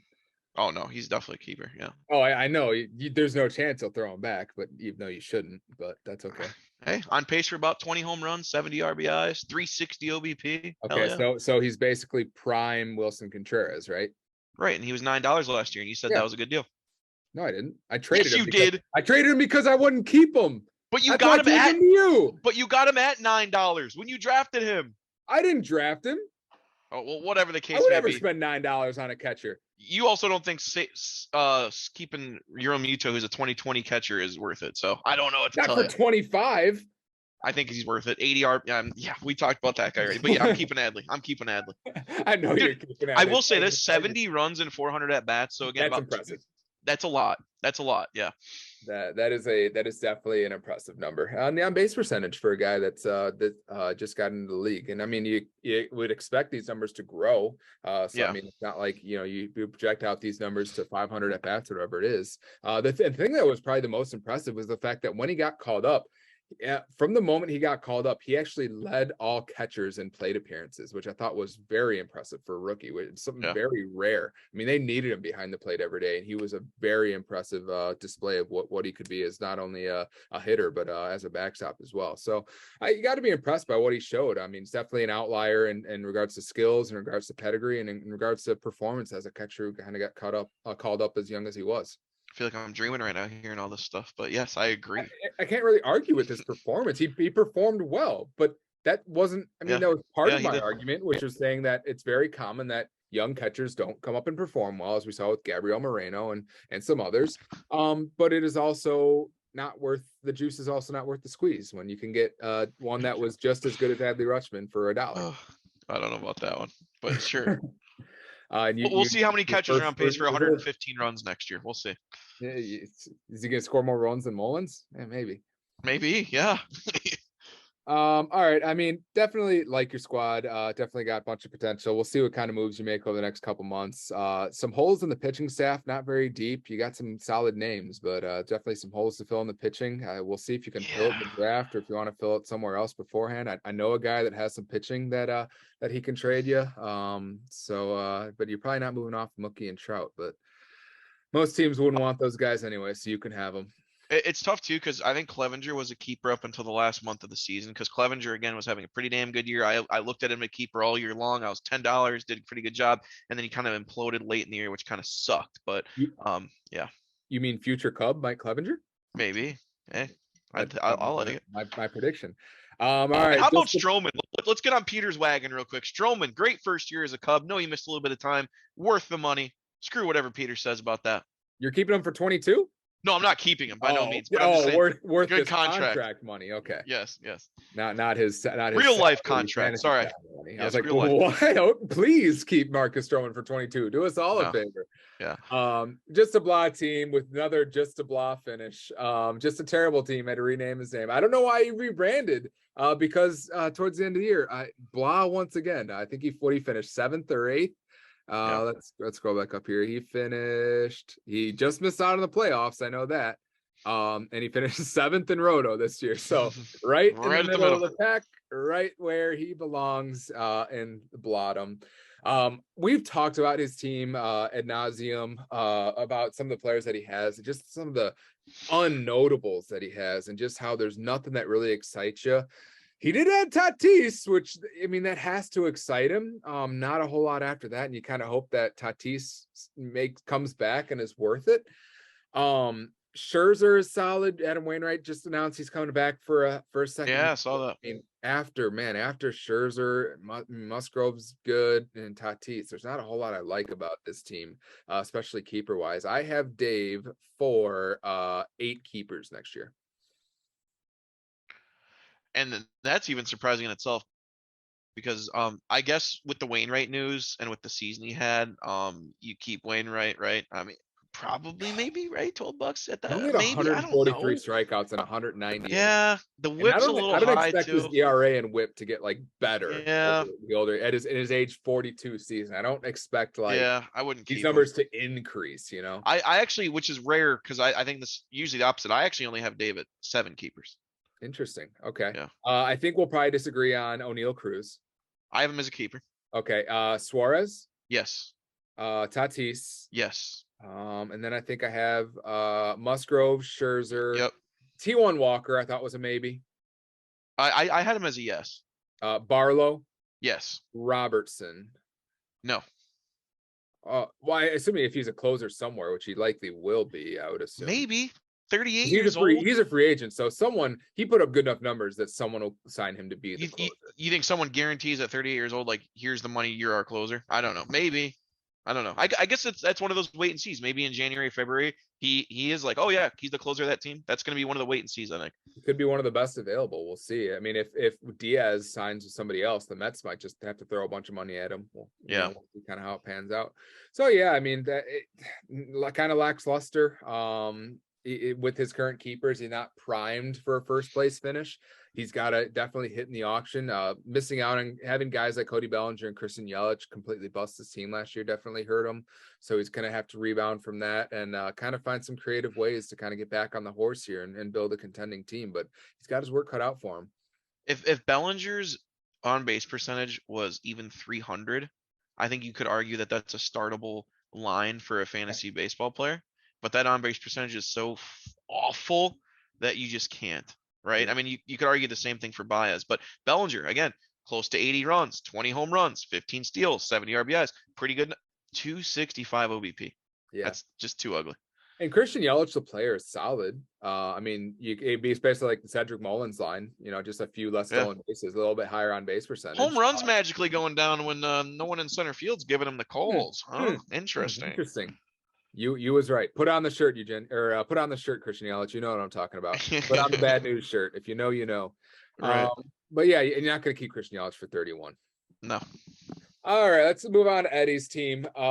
Eddie he has some interesting names on it. There's names that I've liked. There's players that I like on Eddie's team.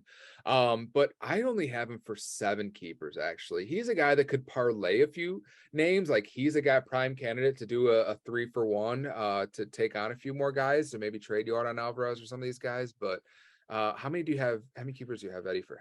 I got him at 8, and if I had to guess, I could guess which one you were different on, but I'd be curious. Yeah. Well, I think that he probably will keep Luis Robert and Tim Anderson, whether he should or not. And wow. See, I don't even have any of those guys. Oh, interesting. I think he'll probably keep Luis Robert, I would assume. I don't know about Tim Anderson, maybe not. I think he'll probably want to keep Kopech, but he probably definitely shouldn't. But who is the one that you're thinking? I thought it'd be Rizzo. I didn't even think about Rizzo, to be honest, but maybe Rizzo sneaks in at $20. Personally, I think first base is so deep that agreed. Is Christian Walker going to go for more than 20? We'll see. But most teams have first baseman, so it's not like tons of people are bidding on first baseman. It's easy to find a first baseman that's going to hit you 30 home runs. So agreed. And I remember I think we even scoffed at the fact he spent 20 on Rizzo, or whoever spent 20 on Rizzo. I think we were like, wow, that seems high. But given the season he had, if you told me he was going to replicate that, would I think it's worth 20? Probably, but I do agree with you. It's a very deep position. Yeah, he's got some intriguing names in the pitching staff. Snell for 29 is going to be close. We'll see if he keeps them. If he keeps the rotation together, it's a decent rotation. I don't think it's going to win him the league, but I mean, if you go Dustin May, Zach Gallen, Blake Snell is a decent start. Doesn't knock my socks off, but it's serviceable. Having Dustin May at 1 certainly helps. Sean Manaea probably throw him back if the way he played last year. Kopech could be something, but I wouldn't keep him. I think Tanner Houck probably could be kept. We'll see what his role is going into next year. We'll see if he's in the bullpen or if he's in the rotation or maybe he's the closer. But there's definitely keeper potential there. But as of right now, he's probably not a keeper. We'll kind of see where it goes. And then, the offensive pieces, Luis Robert and Yordan Alvarez, we know what their ceilings are as players, but they kind of got to be on the field and they got to perform. And they're kind of bringing some big contracts with them. And he doesn't have any elite kind of values in his offense. He doesn't have that really good $2 player or anything like that. No, and I'd be shocked if he did keep it Tim Anderson because again, 332 at bats, that's a little bit more than halfway. So even if you doubled those numbers, I don't think 12 home runs, 50 RBIs. Yeah. And I just don't think that's worth at that price. If he was even $15 maybe, but that's kind of big there. Another one though, like I was Michael Kopech worries me a little bit. I know I was high on him heading into the year. He mostly came out of the bullpen, but 119 innings, 105 strikeouts for this guy that we heard surprising. That not even a strikeout inning is shocking. It's like this is the guy that came up throwing 102, 103, couldn't wait for him, absolute fireballer. And I know early in his career he came out of the pen, easier to kind of go up there and throw gas, but not having a strikeout per inning scares me a little bit with Kopech. Yeah, it's definitely alarming. And he's another one of those guys. You expect him to get better. You expect him to develop. But I'm not going to waste $15 on him. Expect development, And Bobby Witt, though? What do you think about Bobby Witt? Oh, definitely a keeper. Man, that's a nice stat line. That's a lot of big numbers. The counting stats kind of mediocre and the on base percentage not great, but 20, 30. Everything else was there, right? Yeah. Yeah, 20, 30 for 13. I mean, you might look at, why is Bobby Witt a surefire keeper, but not the guy from the Astros? Pena? No, Kyle Tucker. Oh. But I mean, the huge difference is obviously the difference in $30 that makes. So I mean, anytime you can get a 2020 guy, 2030 guy, 10. who's Oh, gonna, by the way, also 10 home runs, 30 runs, 40 points and on base. That might be worth the extra $20, but worth the extra $20 or worth the extra $30? is he 34? He's not 44, is he? Would 39? I trade Bobby Witt for Kyle Tucker right now? Hell no. There's 0% chance. Yeah, I mean, you could argue Witt's going to get better next year, so you're buying on that. But I think for the $20 upgrade, 15 more home runs, 30 more RBIs, 30 more runs, 40 more points in OBP. That's worth $20. I might try and see if Eddie wants to trade me Bobby Witt. We'll see. We'll see how stingy he is. Peter. Yes. Peter's got a deadly team going into next year too. He's made some trades that look good. Some of his players, Gleyber Torres. Yeah, it's nice. He's got some good values. The pitching staff is obviously elite.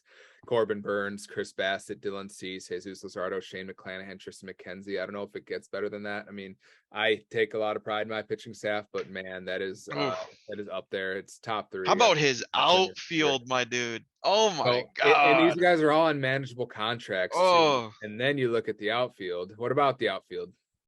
I mean, that outfield is, I mean, you're talking about probably in terms of guys that can do everything. Like Peter can throw that outfield out there, and as long as nobody gets hurt, like that, it should never change, right? I mean, how many outfielders do you have him keeping? Tucker, Garcia, Rodriguez. I think you could even argue Kana at the price. Oh, okay. Eloy. Yeah. I mean, Eloy played half a season. He was on pace for so literally 292 at bats, right? Double that, 580. Yeah. That's a 32 home run, 108 RBI, 360 OBP guy. That's worth it. Yeah, 100%. Peter, I didn't really consider Gleyber, but he probably is a keeper too. I have Peter down as 12 keepers. If you had Gleyber, that's probably 13. I also didn't have Kyle Tucker, so that's kind of more like 14. So he might even have some room to even make a trade too if he can get parlay a few of these pieces together and get even better. His outfield's stacked. Yeah, it's crazy. Yeah, it's crazy how stacked it is. Surefire, far and away, probably the best team heading into next year. Definitely the most well-rounded. There's no weaknesses in what I see here. He's going to need a closer, but he's going to be able to find those either on the waiver wire or in the auction.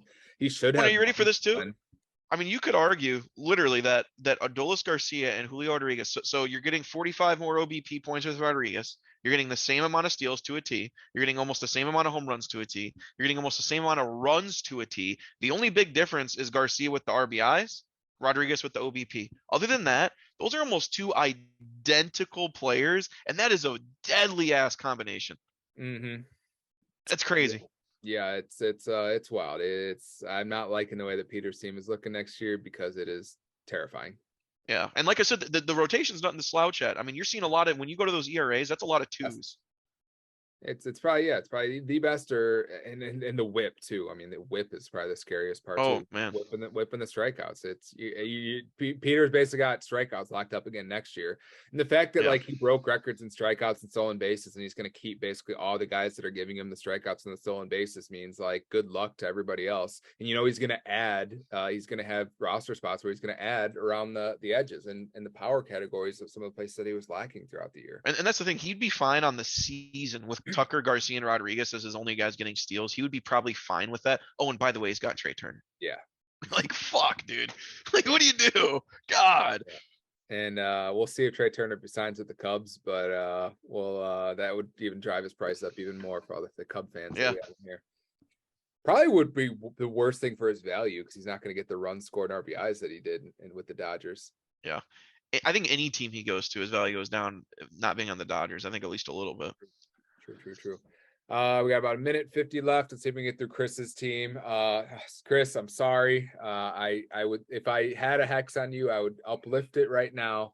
There's no such thing as jinxes. No such thing as hexes. It's just exactly the thing you don't want to hear. I still think that Chris has plenty of keepers here. I still think that he keeps all his Blue Jays at their current prices. I think that he keeps a good portion of his pitching staff. I think he's got young arms on good contracts. I like some of the keepers that he has, but you're not as optimistic as I am. No, I got Chris. I think, let me see. 1, 2, 3, 4, 5, 6. I got 8 keepers. I have him for 12. Oh, wow. That's kind of a staggering difference. And I don't even know if I counted Edman. I think he probably does keep Edman. 100%, right? Yeah, probably, but I would keep Vlad. I wouldn't keep Yep. Wisdom just because I don't think he's going to have a full-time job next year. I would probably keep Bichette, not based on his numbers, but based on what he did at the end of the year. He really turned it on at the end of the year, and I think that's promising for a young player. So that was like 3. Probably keeps Vaughn, maybe not. Keep Springer. I would keep Sam. Oh, That's my boy. He'll I'm not. probably want to I keep wouldn't keep Brandon Springer. Crawford. And then he's probably got about 4 or 5 pitchers that he'd keep too, but we're about to get cut off. What were you sighing about? I don't think I'd keep Springer at that price. The stolen bases is a big thing for him. 14. He had 14 stolen bases, and on top of the run score that you're going to get from him, and all the other categories. I would argue, yes, he is about a 5 category contributor, but at $30, I don't. That's tough. Him and Kyle Tucker.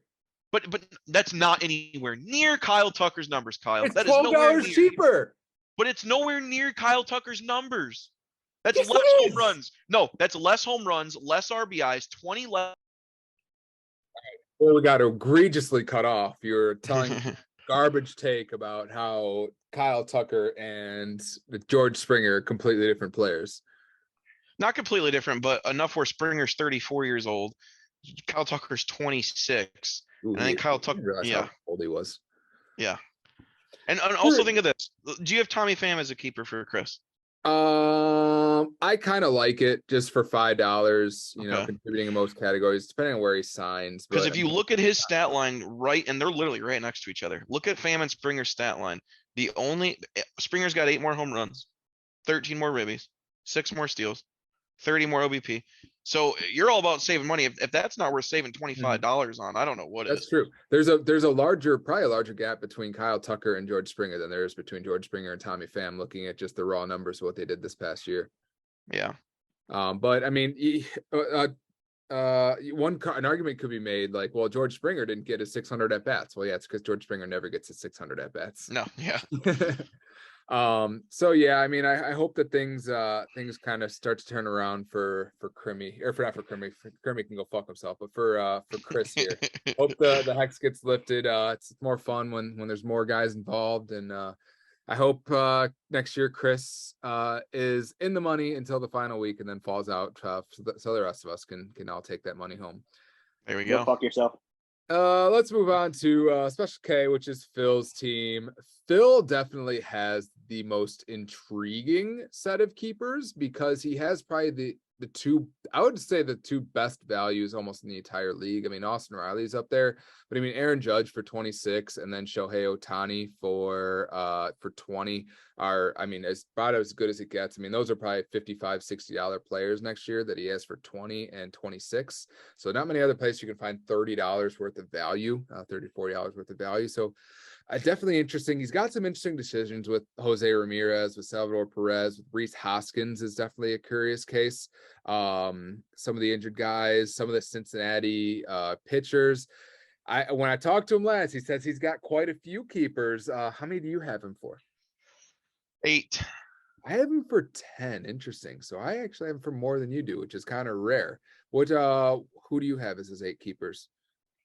I have Ramirez, Swanson, Judge, Urias, however you say it, Ohtani, Lauer, Rodon, and Garcia. Okay. So it's not too far off. Why not Hoskins at 16? I guess it's that first base argument that we kind of made earlier. I think if Hoskins goes into the draft, I don't think he goes 25, 30. I mean, he just doesn't. I think if anything, you could maybe even get Hoskins at $8 or $9 next year. I mean, he does what he needs to do, but I just don't see that as an automatic keeper. But since I guess he doesn't have 12, I'm not like totally against him, like if that was his keeper either. But I just didn't have him on my list. Basically had the same season as Anthony Rizzo. For a little bit deeper, and he's having a really good postseason, which you always like. He kind of builds momentum into next year, and always that recency bias is the last thing you remember about a guy. He makes you more likely to keep him. That's a fair point. Him and Rizzo, very similar stat line set. That's a fair point. Yeah, I think he probably keeps Hoskins. I think he keeps Perez, right? No. Really? Mm-mm. Why would you not keep Perez? 48 runs with that many at bats is putrid. That's awful. His on base percentage is awful. Again, he's going to be 33 years old next year. I've never been a Perez guy. I think that last year was an absolute anomaly from Perez. His on base percentage has always been awful in his entire career. So I'm not a Perez fan. I would not keep him at $12. The fact that you're fine with him keeping Perez at $12, but other catchers is that's shocking in itself to me.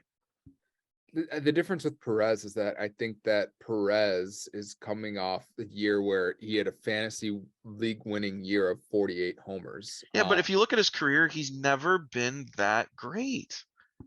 What do you mean he's never been that great? He had 48 home runs. That's like a catcher record. Right.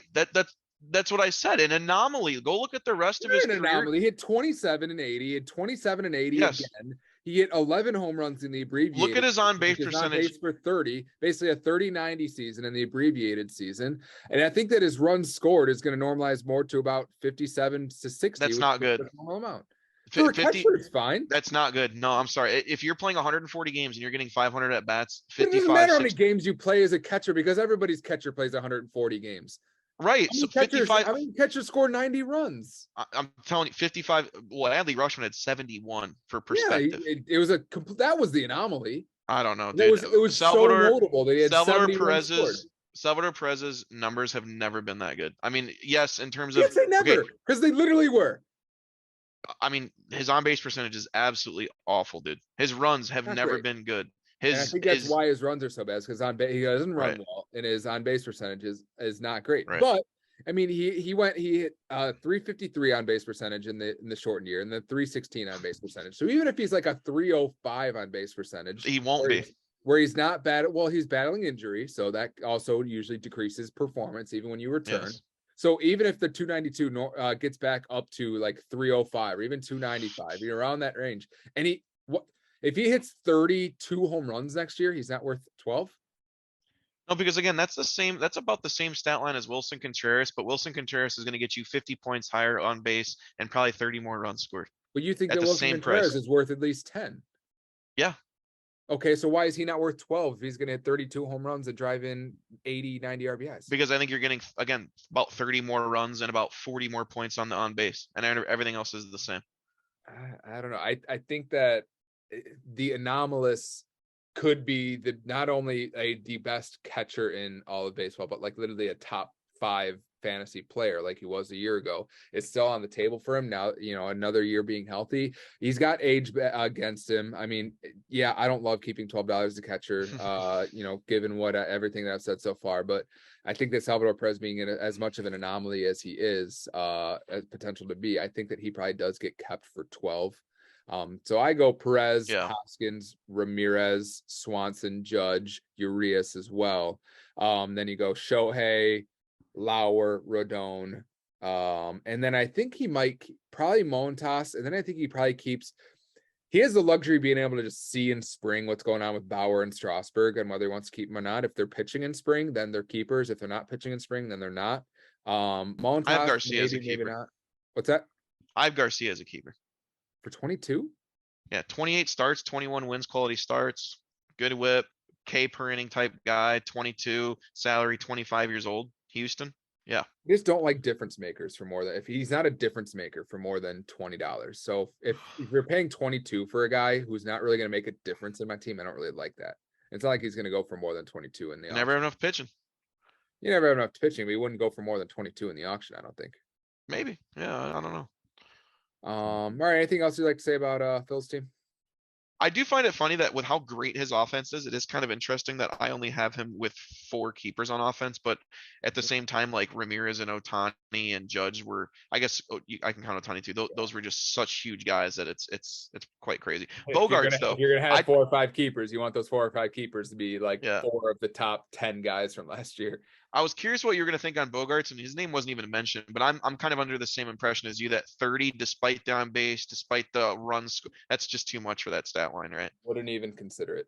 Yeah, I wouldn't consider it either. You can't keep a guy for 30s. That's not, they say, not going to steal many bases and not going to, the rare, no power, no speed combo. You don't spend $30. Bogarts is a little bit of a better Correa. Like I'd spend 15 to maybe 20 for Bogarts. I don't know if he's better than Correa. Yeah, maybe not. Yeah. I don't think he is. Team T-Pain. Love Tyler's team. Never gave up on it, even though I should have. Like some of his keepers, but I like some of his keepers. I don't love many of his keepers. I think his team is good, but there's not really any guys on this team that I'm really itching to like trade for that I would like take instead of some of the guys that I plan on keeping. I mean, outside of Cortez for 3, that's solid. Framber Valdez for 6, that's very good. I'm looking at these guys like, nope. I wouldn't keep really any of those if we're comparing them to my keepers, but that's an arrogant, shitty thing to say. But at the same time, like, what do you think about some of the values that he has here? Because like in all reality, I think he has like 13 guys that he can keep, but they're not like good, really good values. They're just guys that, yeah, you can keep them. Yeah, and I think it's kind of similar to Bryce, right? Both teams not very good, but both have actually quite a few keepers. And I think that's where he's got to strike. And I think that's kind of his mentality right now. If you look, I mean, literally looking at his pitchers, he doesn't have a single dude. I mean, Suarez at 12, Fried 27, but a lot of cheap contracts there. Hitter wise, Alonso's obvious keeper. But other than that, not really big names there. So he's going to go into the draft with quite a bit of money, which I think is what he's trying to do. Yeah. And then hopefully fill out his roster with whatever stars might be available. Yeah, I mean, I think he keeps Alonso. I think he keeps Profar. He probably keeps Riley Green. I know he keeps Haniger. Probably doesn't keep Yastrzemski, but maybe he does. Chris Bryant, we'll see what he looks like. Stevenson keep for sure. I would not keep Stevenson for 9. Definitely not. Dude, okay, hold on. Let's do this one more time. 150 at bats or 160 at bats. So times that for a catcher by, let's just even say 3. Let's say he gets to 450. Yeah. That's 110 RBIs. That's 18 home runs, a 372 OBP. And look at that. He had 24 runs in a third of a season. So again, 75 runs, 18 homers, 110 ribbies. If you take that sample size, multiply it by 3, then sure. But like, again, if I want 18 home runs and 80 RBIs, I can find that for less than $10 from a catcher spot. Huh. All right. How many? I can name you 14 catchers that are going to hit around 18 home runs next year. I know this is the fun times game, but if you times those numbers by 3, he beats Salvador Perez in every single category except home runs, and it's not close. Yes, very, very likely. If you play that game, sure. Yes, but I just don't think. I think that if they were in auction next year, I think that Salvador Perez likely goes for about 10 to 15. I think that's Tyler Stevenson goes for about 1 to 5. I just think that's the value of kind of who they are. Send them back in, Tyler. I would love to get Stevenson at 1 to 5. That'd be great. Do you have? Yeah, I like my catchers. I do have a catcher. I'll take 2. Yeah. Why do you ask that you have badly? But no, I going on his pitching though, like you said, I think he's got a lot of pitchers. Detmers, Fried, Rasmussen, Valdez, Nestor. I think Ashby. I know your thoughts on Gore, but I think even at that price, with what we saw from Gore earlier in the season, I think you can even make a case as a $1 player that he's an option there. But I like a lot of the pitchers he has here. But again, kind of like you're saying, kind of missing that superstar type guy. Although Rasmussen and Fried are close-ish to that. Valdez, big piece for him. So the pitching, I think, they won't let Rasmussen throw like 5-6 innings. He had a lot of like 4-inning starts. So it's hard to get those wins quality starts. If we look at his game log here, towards the end they kind of cut him loose, but it seemed like throughout the year, it seemed like a lot of 4-inning starts, 5.2, 4, 5, 4.2, 3. How crazy is that Valdez line though? Do you see the game started and the wins quality starts? That's mind-boggling. And I think it kind of fell apart towards the end of the year, but he had 20. I think he had 27 straight. And then when you look at that, and then we talk towards about the end of the year, he had 2 where he didn't get one. But from September 18th to April 19th, he had a quality start every single game in between. That's insane. And you didn't hear about that throughout the year? I mean, I it's jogging my mind a little bit, but to think that we looked at Dylan Cease earlier, who had 16 wins quality starts. Yeah. With 270 Ks or whatever, that to me is just crazy to me. 27 out of 31. That's a great number. I mean, if you're starting a rotation with Nestor Cortez, Framber Valdez, Max Fried, that's decent. And then if you're rounding it off with Detmers, who could be something. Rasmussen, who is a really good counting stats. We'll see how many innings they let him pitch. He's got to get the strikeout numbers up. High upside guys like Aaron Ashby, Mackenzie Gore. I like John Gray. I don't love him. Again, he's just a guy that I like to have in my rotation as like a bench piece, but not a guy that I'm looking to actively like keep. And Quantrill's a guy who can go out and get innings as well. So like I like. How'd your guy do down there though? I know there's that guy you want to mention. Yeah, McGill. He never really worked out. He was 27 years old. Like everyone was riding behind him. I'm like, dude, the dude's 26, 27. Like, he's not some hot prospect. Nestor Cortez is 20. Nestor Cortez is 27, and he broke out this year. Yeah, and he did it right. He actually did it. Yeah, for no reason. It usually takes a minute for pitchers to break out. So I mean, age doesn't always happen that way. Bartolo Colon took a while to break out too. That's true. So, I mean, yeah, anything can happen. But yeah, I mean, it's definitely an intriguing team. I think he's got plenty of guys that he can keep.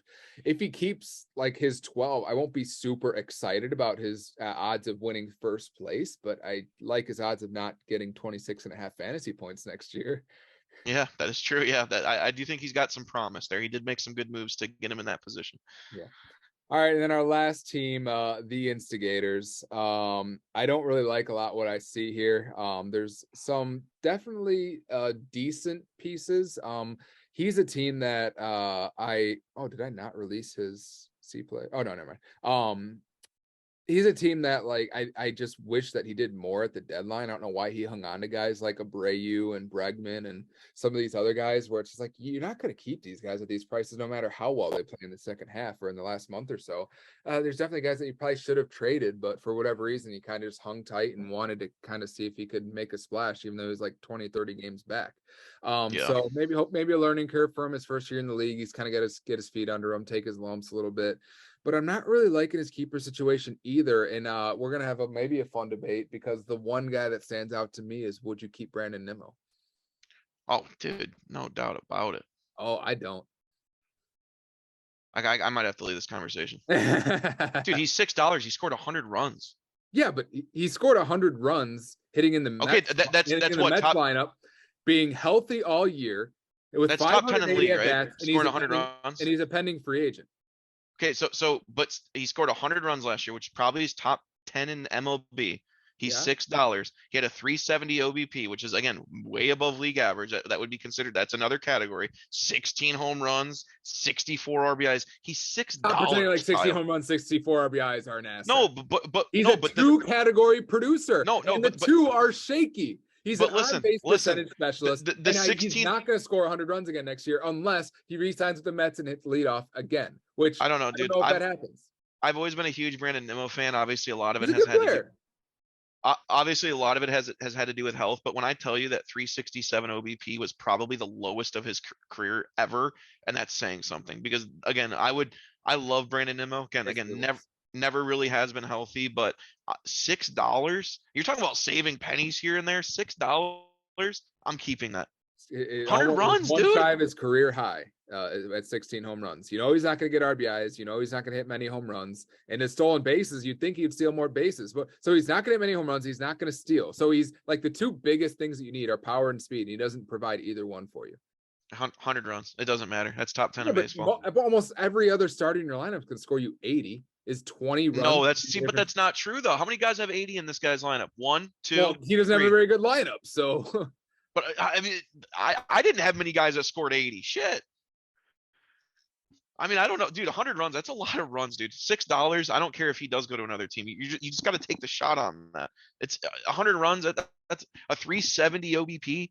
That's a 2-category contributor for $6. That's worth it in any sense of the word. He's okay. You're crazy. I don't think he's like a surefire. I mean, I wouldn't keep him if he was on my team for $6. I got better than that, but maybe I'll go after Nimmo.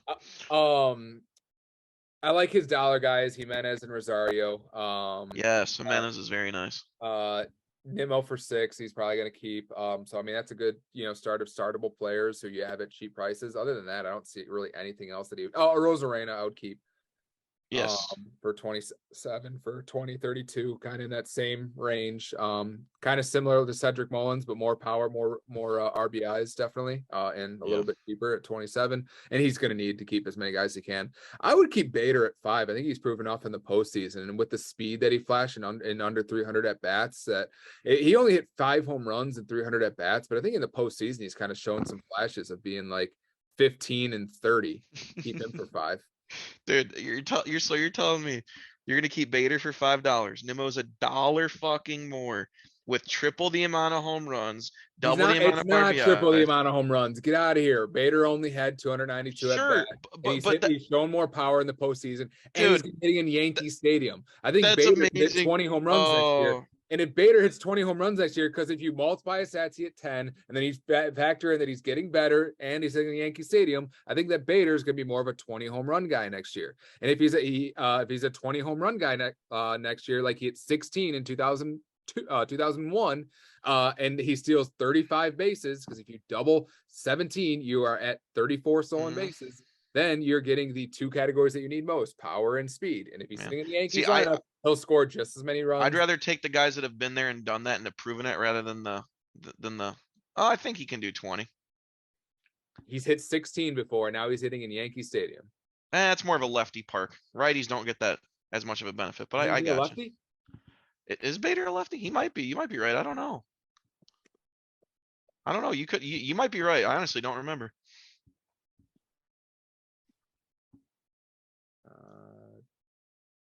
Where is he? Why is there no holding the bat? Oh no, he's a righty. Okay. Yeah, okay. Yeah, he is a righty. I thought he was lefty. He's not a switch hitter, is he? I don't think so, no. I will say this though about Corey's team, to give it a positive. I don't hate the rotation. I think Urias is a keeper. I think Montgomery is a keeper. I think McCullers is a keeper, and I think Castillo is a keeper. I wouldn't keep McCullers, but I would keep Castillo, Montgomery, and Urias. Definitely wouldn't keep Hader for 28. Wouldn't keep Marco Gonzalez, and wouldn't keep Trevor Rogers for 25. I wouldn't keep any closer for 28. Yeah. I think I offered him Urquidy for Rogers. He could use a guy like Urquidy at some point during the year. But yeah, I mean, he's definitely got his work cut out for him. I don't think he's going to have 12 keepers. And if he does have 12 keepers going into the draft, then I think mistakes are made. Then it means he kept Seiya Suzuki for 25 or something like that. Right. And so this is my thing. We've talked about a few teams like this that have 7 or 8 keepers and they're missing stars and they don't have big contracts, which kind of, again, makes me scared of throwing a guy back in when teams are gonna be like, oh, fuck it, Trout's out there, no one else is. I will spend 60 on Trout because they have the money to do it. Like, if you're Krim, would you trade Ronald Acuna for Andres Jimenez? In Krim's situation, yes. Would that change your outlook of these teams? Not. No, because I think Corey needs more than that. Yeah, I don't think Ronald Acuna fixes the woes of this team. But yeah, I mean, I would much rather have Andres Jimenez for $1 than Acuna for 51. Am I losing you here, Eric? Uh-oh, I hope I didn't lose you. Good for it. All right, as we wait to see if Eric makes his way back to us, we are running out of content. That concludes our 14-team recap of who is a keeper, who's not a keeper. We're going on almost 3 hours. Sorry, we probably promised you 4 or 5. Just kidding. We always say that it's let's see here. Oh, Eric's laptop died. We always say it's gonna be like an hour podcast, and we end up going 2 or 3 hours, as we pretty much always do with every podcast that we've ever just about done. Last thing that I do want to do is I want to point out some of the predictions that we made. I think we kind of looked back at some of the. I'm gonna go ahead and I'm gonna pause this while I'm looking for the for this document. All right, so I found the doc and Eric's back. I wanted to go back and circle back to these bold takes because I thought some of these were pretty spicy, pretty bold, and we nailed quite a few of them. Starting with some of mine, Buxton only needs 120 games to be a top 10. Didn't hit, but he did hit 28 home runs in like half a season, so that was pretty impressive. Miami completely busted out with their pitching, so didn't hit that one. Trevor Rogers was the main culprit of that, so kind of didn't hit that. But here's where the kind of fun began: is Willie Adames over Franco. That was pretty bold. That was a landslide, even if both of them were healthy. DeGrom won throw 80. He threw 66. Romano leading the league in saves and blown saves. That was probably my spiciest take. It wasn't too far off, considering that is something that's probably never been done in the history of the league, is lead the league in saves and blown saves, but he had definitely quite a few of both. Freeman doesn't hit 30 home runs. He didn't come close. Jorge Mateo was number 2 in steals on the year with 34. Schwindel was not the Cubs for first baseman in September, maybe for part of it when he was shuttling back and forth. Julio Rodriguez over Bellinger by a huge landslide. Under 15 for Adley Rutschman. That was correct. He hit 13. Not bold. Not very bold. What's that? I said not very bold on the Adley one. I don't know if that was definitely. He got 400 at bats. Don't tell me he couldn't hit 15 home runs. Okay, let me backtrack you to this one real quick. How many catchers right now, off the top of your head, hit 20 home runs in a year? 20. I didn't say 20. I said 15. Right. Okay, so he gets called up in June. Who the fuck thinks he's going to hit 15? Well, you're the one that's betting your first round draft pick and $8 on him. And he was worth it. Mackenzie Gore had it exactly 4.5 ERA, so neither one Eric nor I hit on that one. And then the McGill over Gore, they both sucked, but Gore was more serviceable. And then here's where I guess I'll eat the most crow, which was Krim not having a single pitcher throw over 180. That couldn't have been more wrong because Alek Manoah, for some reason, threw 195 innings. For some reason, he said. And he had others. Shane Bieber threw 200, even though he didn't draft him. Pablo Lopez, even though he didn't draft him, threw close. Hey, Krim, you got anything to say to throw it in my face? Fuck you. Yeah, I just want you to put some respect on my name. I don't know where you get how much money you take home this year? Stance. What? How much money you take home in the baseball season? Baseball. It doesn't really matter. I'm not here to talk about that. I'm going to talk about the fact that you were incorrect. You get zero respect, sir. You get zero respect. Eric predicted Matt Olson versus Freddie Freeman. Matt Olson had a down year. Freddie Freeman had a decent year, even though the home runs weren't there. Everything else is there. Urias could be argued as the best pitcher on the Dodgers. It's kind of tossed up between him and Gonsolin. Chris Bryant did not receive a single MVP vote. He didn't call the cease outbreak. He did say that, but Kopech, not quite. Chad having an A+ draft if he drafted DeGrom and Tatis. Yeah, his team would probably look a lot better with those two. And I remember us debating that after the draft, like if you're going to spend the money on those guys, and we knew going into the draft, Chad's team wasn't good. I've said it all year. Chad's team's shit. So go get DeGrom and Tatis and sit for next year. Like, bam. Yep. And then Eric, you had Bellinger over Rodriguez. You had Gore under 4.5 ERA, which he had exactly 4.5. And then Mackenzie Gore over McGill, which was, I guess, true by default. So our bold takes, we're gonna have to go bolder next year. We were too accurate with our bold takes, not spicy enough. We're gonna have to kind of go off the charts a little bit for next year. We really have to kind of dig in. We got 2 minutes and 19 seconds left, unless we want to do a part 6 of this bad boy. Do you have any closing remarks, Eric or Krimmy? No, nothing too much. Obviously, it'll be a while before we get to do this again, maybe around February time. But I'm excited to see what everyone decides to do. Like I said, every year makes it different because with the A contracts, the B contracts, the C contracts now, it's actually going to take a little bit of time getting used to these really good players having a C next to their name, because that just tells you what's in store for next year's draft. So yeah, exactly. And then Krimmy, I mean, his fantasy team performing just like his actual team, the Blue Jays, just choking when it comes playoff time and just not actually bringing home any hardware ever. So, there's I just want to ask, losers in this world. There was a lone playoff victory, and Eric, can you remind me of who was that over? Who was that over? I don't recall.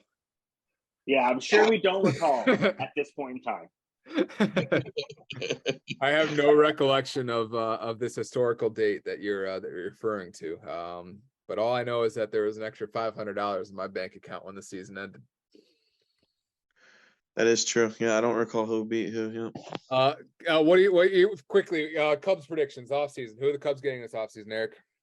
I liked what we've talked about in the chat a little bit. I think Turner and Rodon are good. It's just tough because I think giving pitchers $150 million is just tough no matter what you slice it. And even you've alluded to giving Turner, who's going to be 30 and who relies on his legs so much, that big of a deal. It makes it really, really tough. I would but it's not Correa for that reason.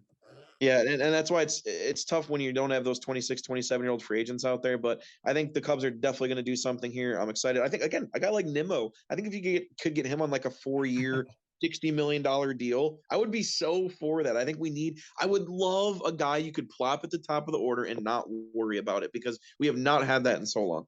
I like Nimmo. Nimmo's solid. He's a good baseball player. But that's all we have. That's all the time we have. I'm Kyle, Eric, Kermie. Thank you for joining me. Best of luck, not related to all of you, and happy to have another podcast. Peace out.